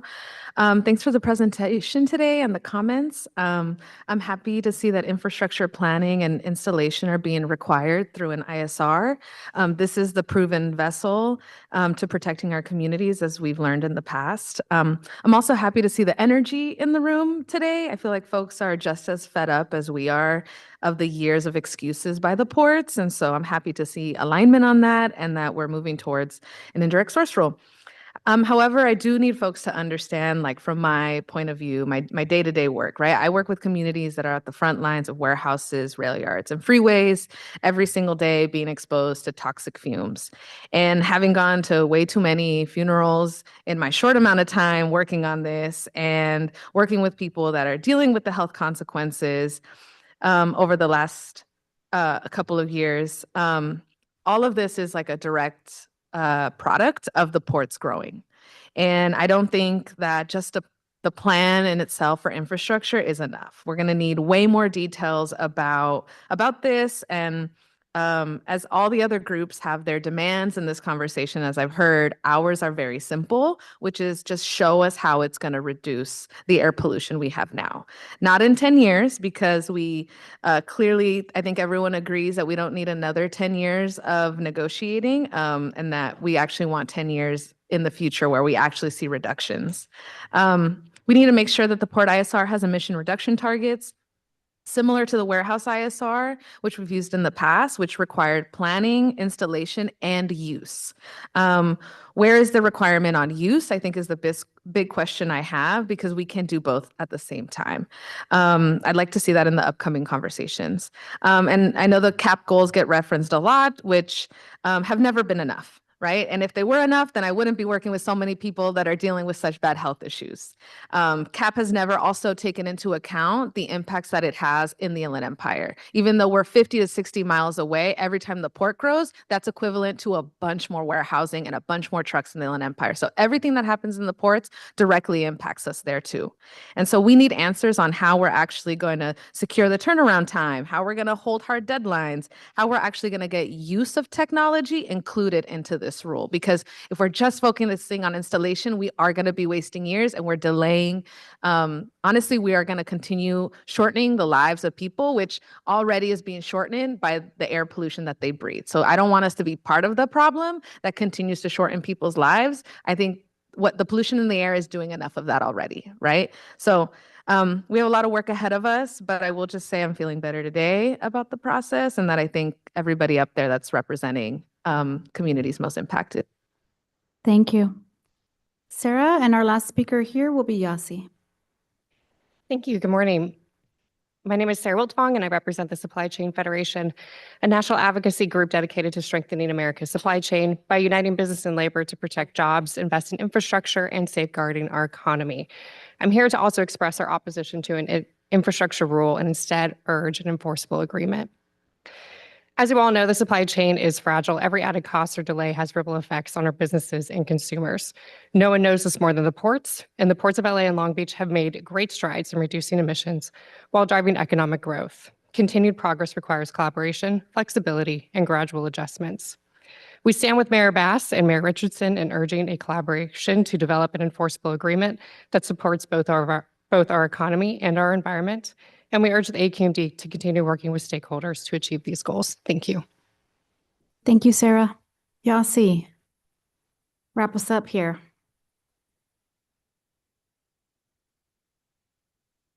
Thank you so much. I'll leave my comments short just because you've heard from many of the advocates I work with on supporting a port indirect sources rule.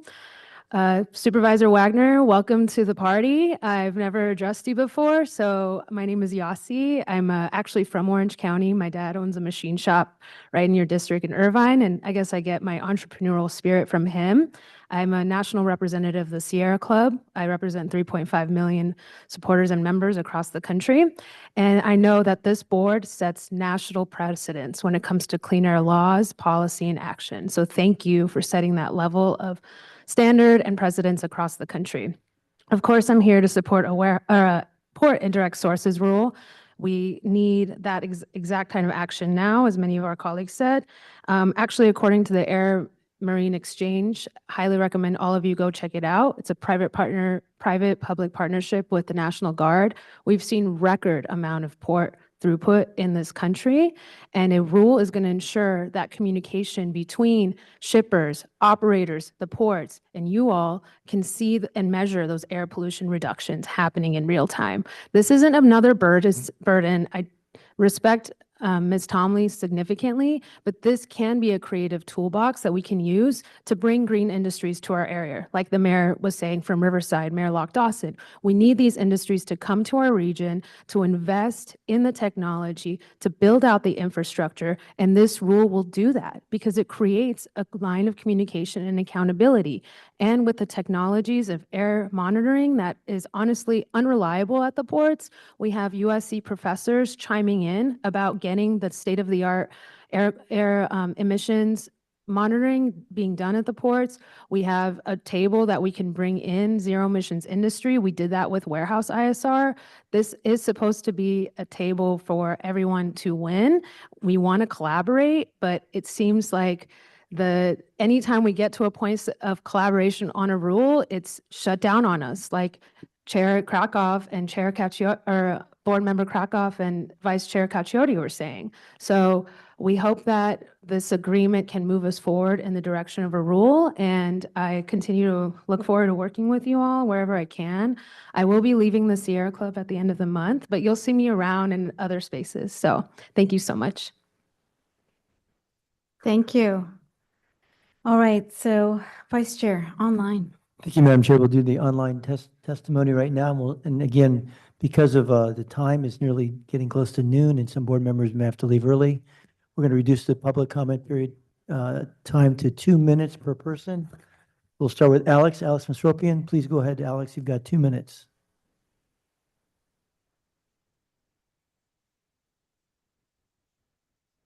Hello, can you hear me? Yes, Alex, go ahead, please.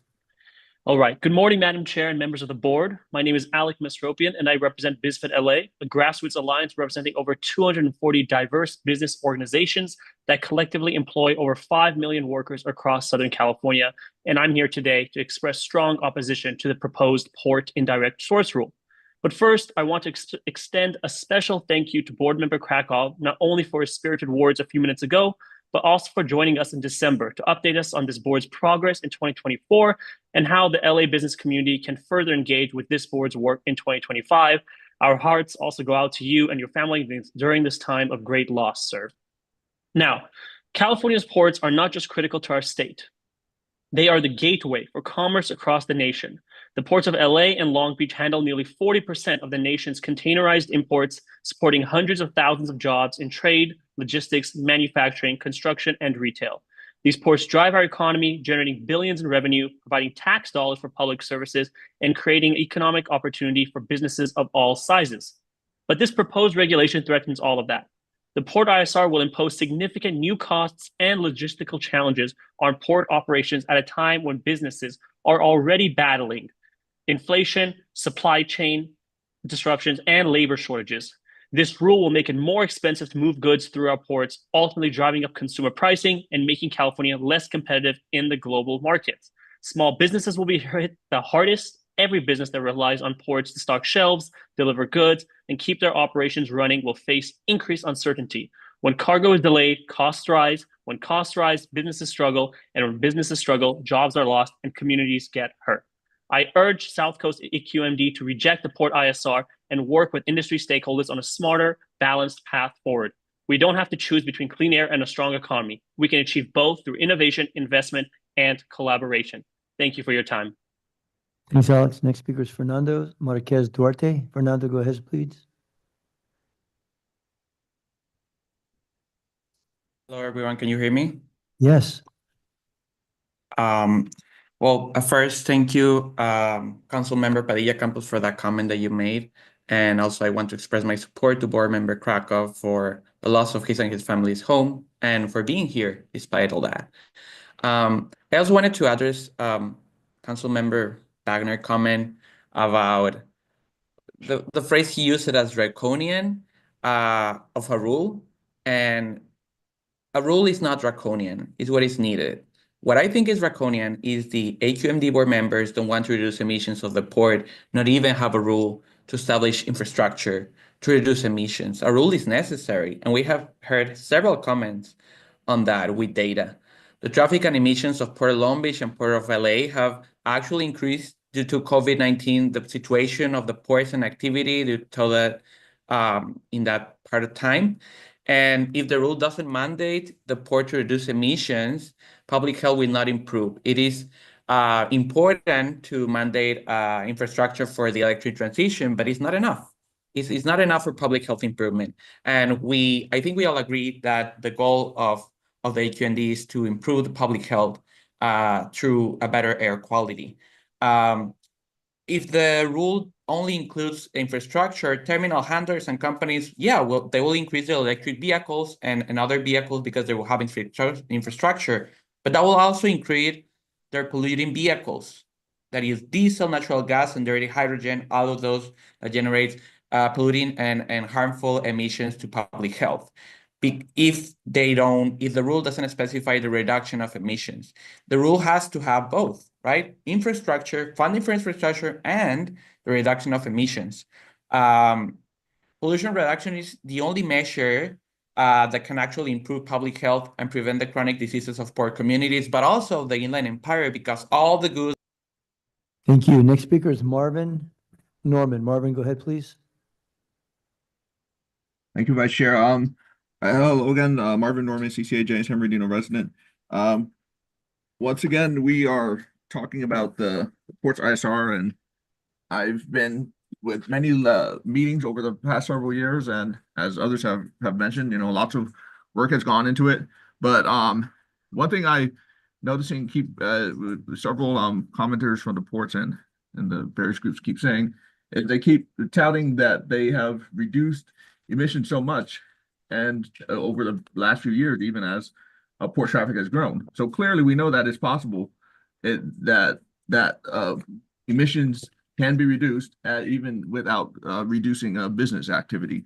So it seems ridiculous, honestly, that there is continued insistence that we can't make more efforts to include firm caps and working to ensure that the emissions are really not really going to go down as part of a rule. But nevertheless, in its weakened form, even it's good to see that it's good to see that the weakened form will at least get some the infrastructure ready. As I know, many of you are fully aware of course, there are certain needs for the infrastructure around, and here in San Bernardino, we recently opened the Watt EV truck charging place and so that's stuff like that makes the warehouse ISR easier. So I understand and appreciate the need for the infrastructure to be able to make other ISRs easier, but we really need to focus on making sure that it could deliver the maximum benefit for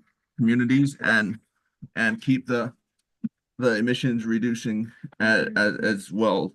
And thank you for your time. Thanks, Marvin. Next speaker is Thurl Golden. Welcome back, Thurl.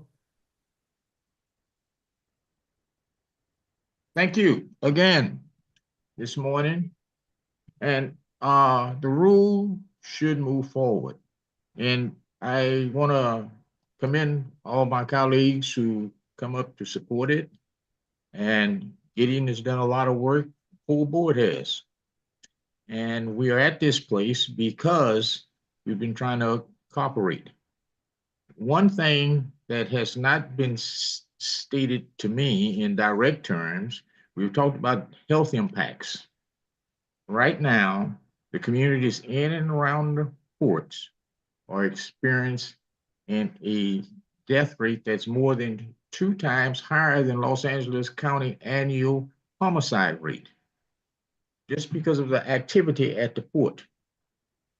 This is the thing why we need rules, so we can see some kind of context to further improve negative health impacts. Without the rule at all, or capturing some type of information that's going to lead us to zero negative impacts, because that's the key to public health. This is a public health organization. It should be focused on public health. The rule is merely a method in which to get there. And the supervisor spoke earlier about draconian things. What's draconian is to have an industry that's progressing on the blood of the people who live in the community around it. That's what's draconian, And that's what should be stopped. And if the rule is the best way to do it, that's exactly what we should be doing. And I want to thank you for this opportunity. Thank you. Thanks, Darrell. Next speaker is Sylvia Betancourt. Sylvia, go ahead, please.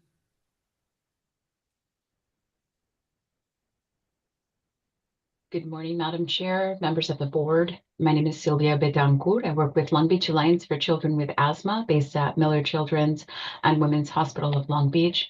I also want to take the opportunity to acknowledge Member Krakow for being here with us despite your personal challenges right now. Really appreciate that you're present. I want to speak to really the health situation that is in our region. We work with children. As you know, I've given much testimony in regards to establishing that there is a direct impact to children's health, children's lungs, and the rate of asthma, in particular, closest to sources of diesel pollution. This has really been going on for years. Our organization has existed now over 20 years, and we've been waiting. Our work really has been adapted at this point to address how to reduce exposure to pollution. And we've been waiting for some response to be able to address the problem of the source of the pollution. But for children, we can't keep waiting. We can't keep just preparing for when they are going to have an asthma attack as a result of a high air pollution day. We have to address the problem at the source. And so I really want to highlight for you how important this is, that you take a position that is informed and is not just taking into account, but is being responsible to the children and the families in these communities, excuse me, so that what we need is measurable reductions in air pollution. And we also need it to be enforceable. We can no longer wait. Our children need you to respond. Thank you for your time. Thank you, Sylvia. Next speaker is Monica Garcia. Monica, go ahead, please.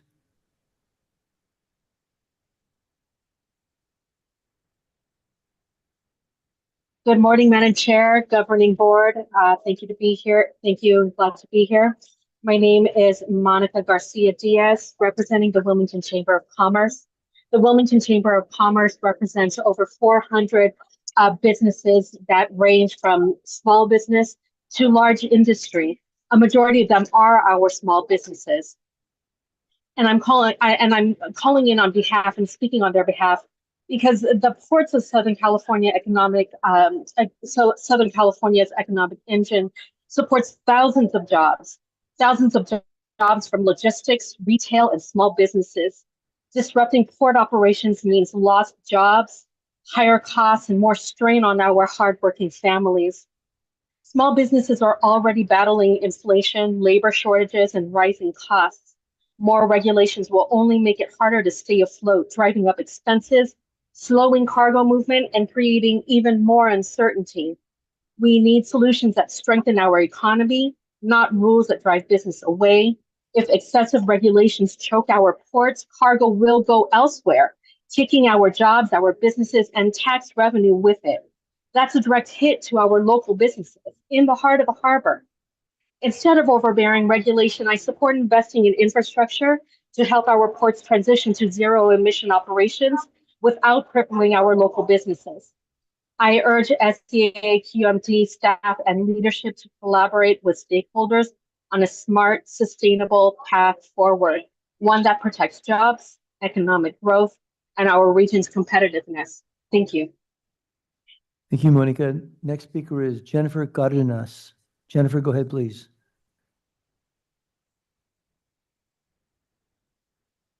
Hello, everyone. My name is Jennifer Cardenas.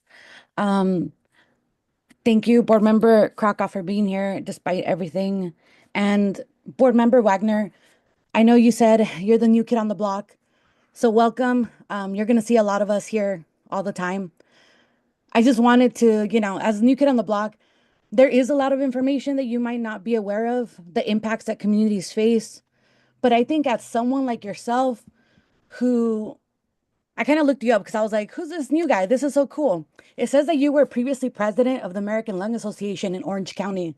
And I think what we do and why we fight for clean air resonates with that value, because the American Lung Association, they believe that we will breathe easier when the air in every American community is clean and healthy. And I think that's what we're trying to do. I think you being in this board, you can show that by supporting a Port ISR. We previously heard people say, well, businesses are not going to be here, jobs are going to be lost. But we have shown that when businesses leave, new businesses pop up and they hire, and they'll hire the local people. What's not going to happen is the lives of the people that are living here, those lives are not going to be returned to us. The people that are lost are going to be lost forever for those families. You can't replace that. But the economy, it'll continue. New businesses will be willing to go to the ports and want to work with us and want to electrify and make it better for their employers, for the communities adjacent to the ports. I think as a new kid on the block, you would appreciate that we also are advocating for clean air. While people said that 1121 is going to harm kids, that's actually wrong. But this will if we don't pass a Port ISR. So as someone who was on the board of the American Lung Association, I hope you understand why we fight for clean air. Thank you for your time.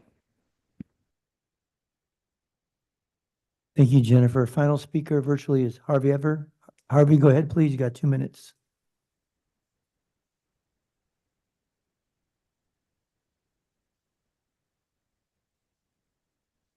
Harvey, you're on mute.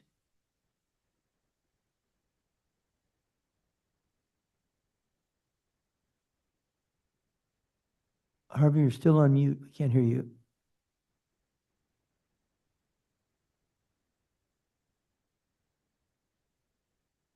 Harvey, I'll give you one last chance. You're the final speaker virtually for public comment.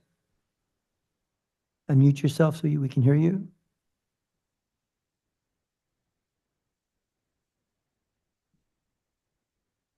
Madam Chair, that's it for public comment virtually. No, Carlos wanted to say something. Yes, and then we have one more speaker in that didn't get to speak. Is that okay? Yeah, okay, we'll take that one.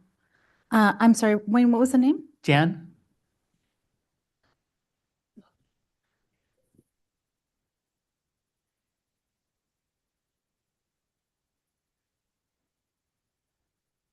Thank you, Chair Delgado, and the board. This is actually my first time back in the AQMD board meeting in like months. I've since transitioned out, but I'm still a community member. So for those that don't know, my name is Jan Victor Andasan.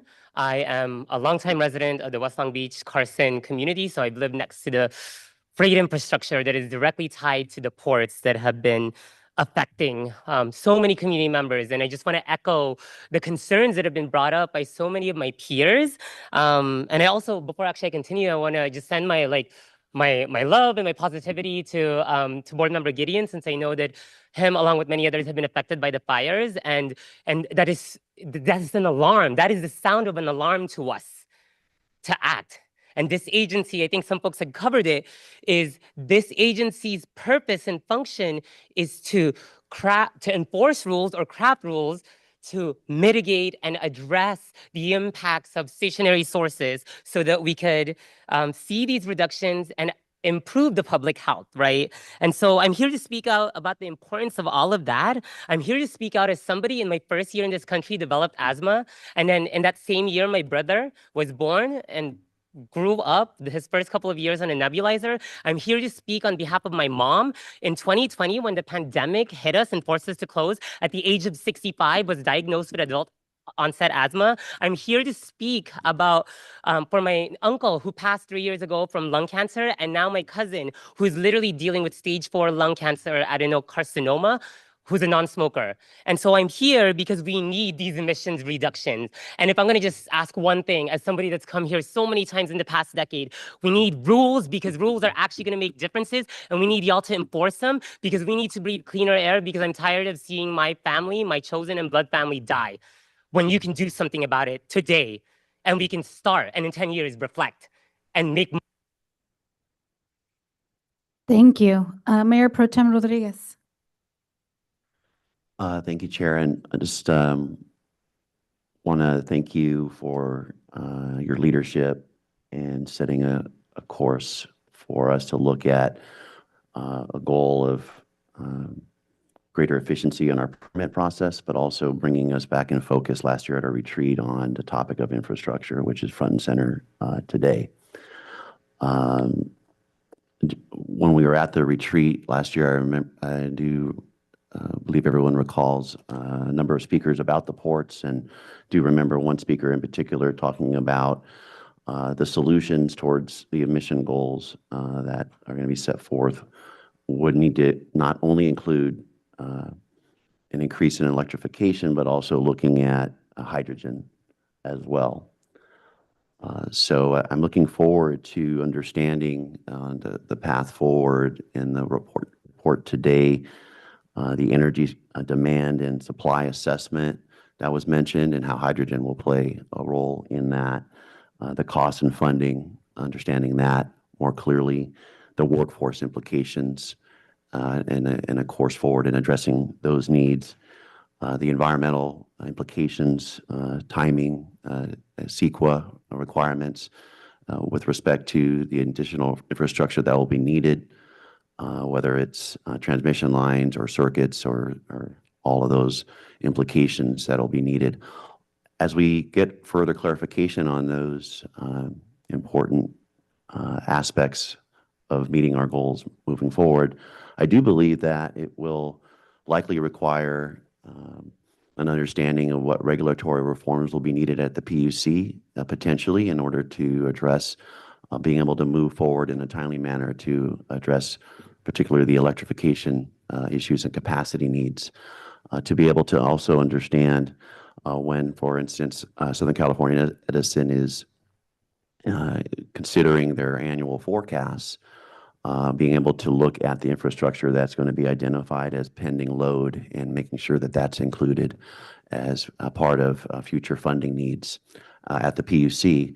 We're fortunate that we have a number of our colleagues here that have served with distinction in the state legislature, so we'll be able to lean on that experience as we look to potential reforms that will be needed at a state level that will help us align with the goals that we've set forth and moving as quickly as possible towards meeting the not only electrification needs, but also, again, I'm eager to hear about other energy aspects like hydrogen.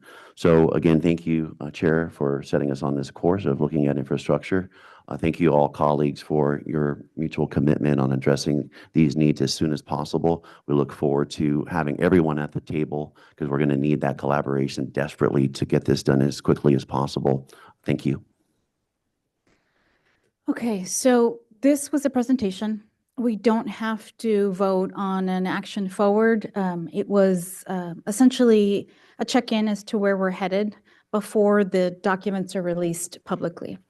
But I want to make sure that all board members have a chance to express themselves and share with staff anything that they'd like for staff to explore during the working group meetings. It's been a heavy lift to get to where we are today. When I started working on this as chair, the stakeholders didn't even talk to each other. Our staff, had a lot of questions about where to go next because it's been a decade in creation. And I'm really proud that we have a concept that seems to be viable. But it's disappointing to see the discussion be so heated about a document that doesn't even yet exist. To hear that the rule is unworkable when a draft hasn't even been released is really disappointing. I've shared that with folks directly, and all I ask is that you review that document and genuinely come to the table to see if a document can be worked through. Because if anything, this whole process has shown that we really truly stopped the direction we were headed in. Took a year to explore something completely different. And I'm a developer. Nobody can say I'm anti-business. I really genuinely want to get this done. Unfortunately, there's a limited time when Gideon said he's tired. I only have a certain amount of time as the chair, so I want to get it done. I don't want to have this 10-year cycle continue, but I can only do so much. I thank everybody for their comments today, but I really do ask you to be pragmatic about the next step. Don't just say it doesn't work if you haven't even seen the document. That's all I'm asking, and we're going to have months of discussion. So I hope that we continue the collaboration. I have given everything that I can towards that end, and I hope that we get this done. Board Member Krakow. Yeah, I just very much appreciate all this. I'm in the same mindset as you, obviously. I wasn't super encouraged by the comments today. It's just the same canned talking points. Where is the leadership? Where are the stateswomen and statemen on all sides to finally be able to hammer something out? You know, that's what I challenge all of you in the audience, on this dais, in our staff. You know, where are the leaders? You look in the mirror. Are you one of them or not? And I think we're going to be relying on you to step up and be those people for all the reasons that have been discussed today. Anything else, Steph? Not on this item, but I know we do have closed session. Go ahead, babe. It is necessary for the board to recess to closed session pursuant to Government Code Section 54956.9A and 54956.9D4 to consider initiation of litigation. 2 cases.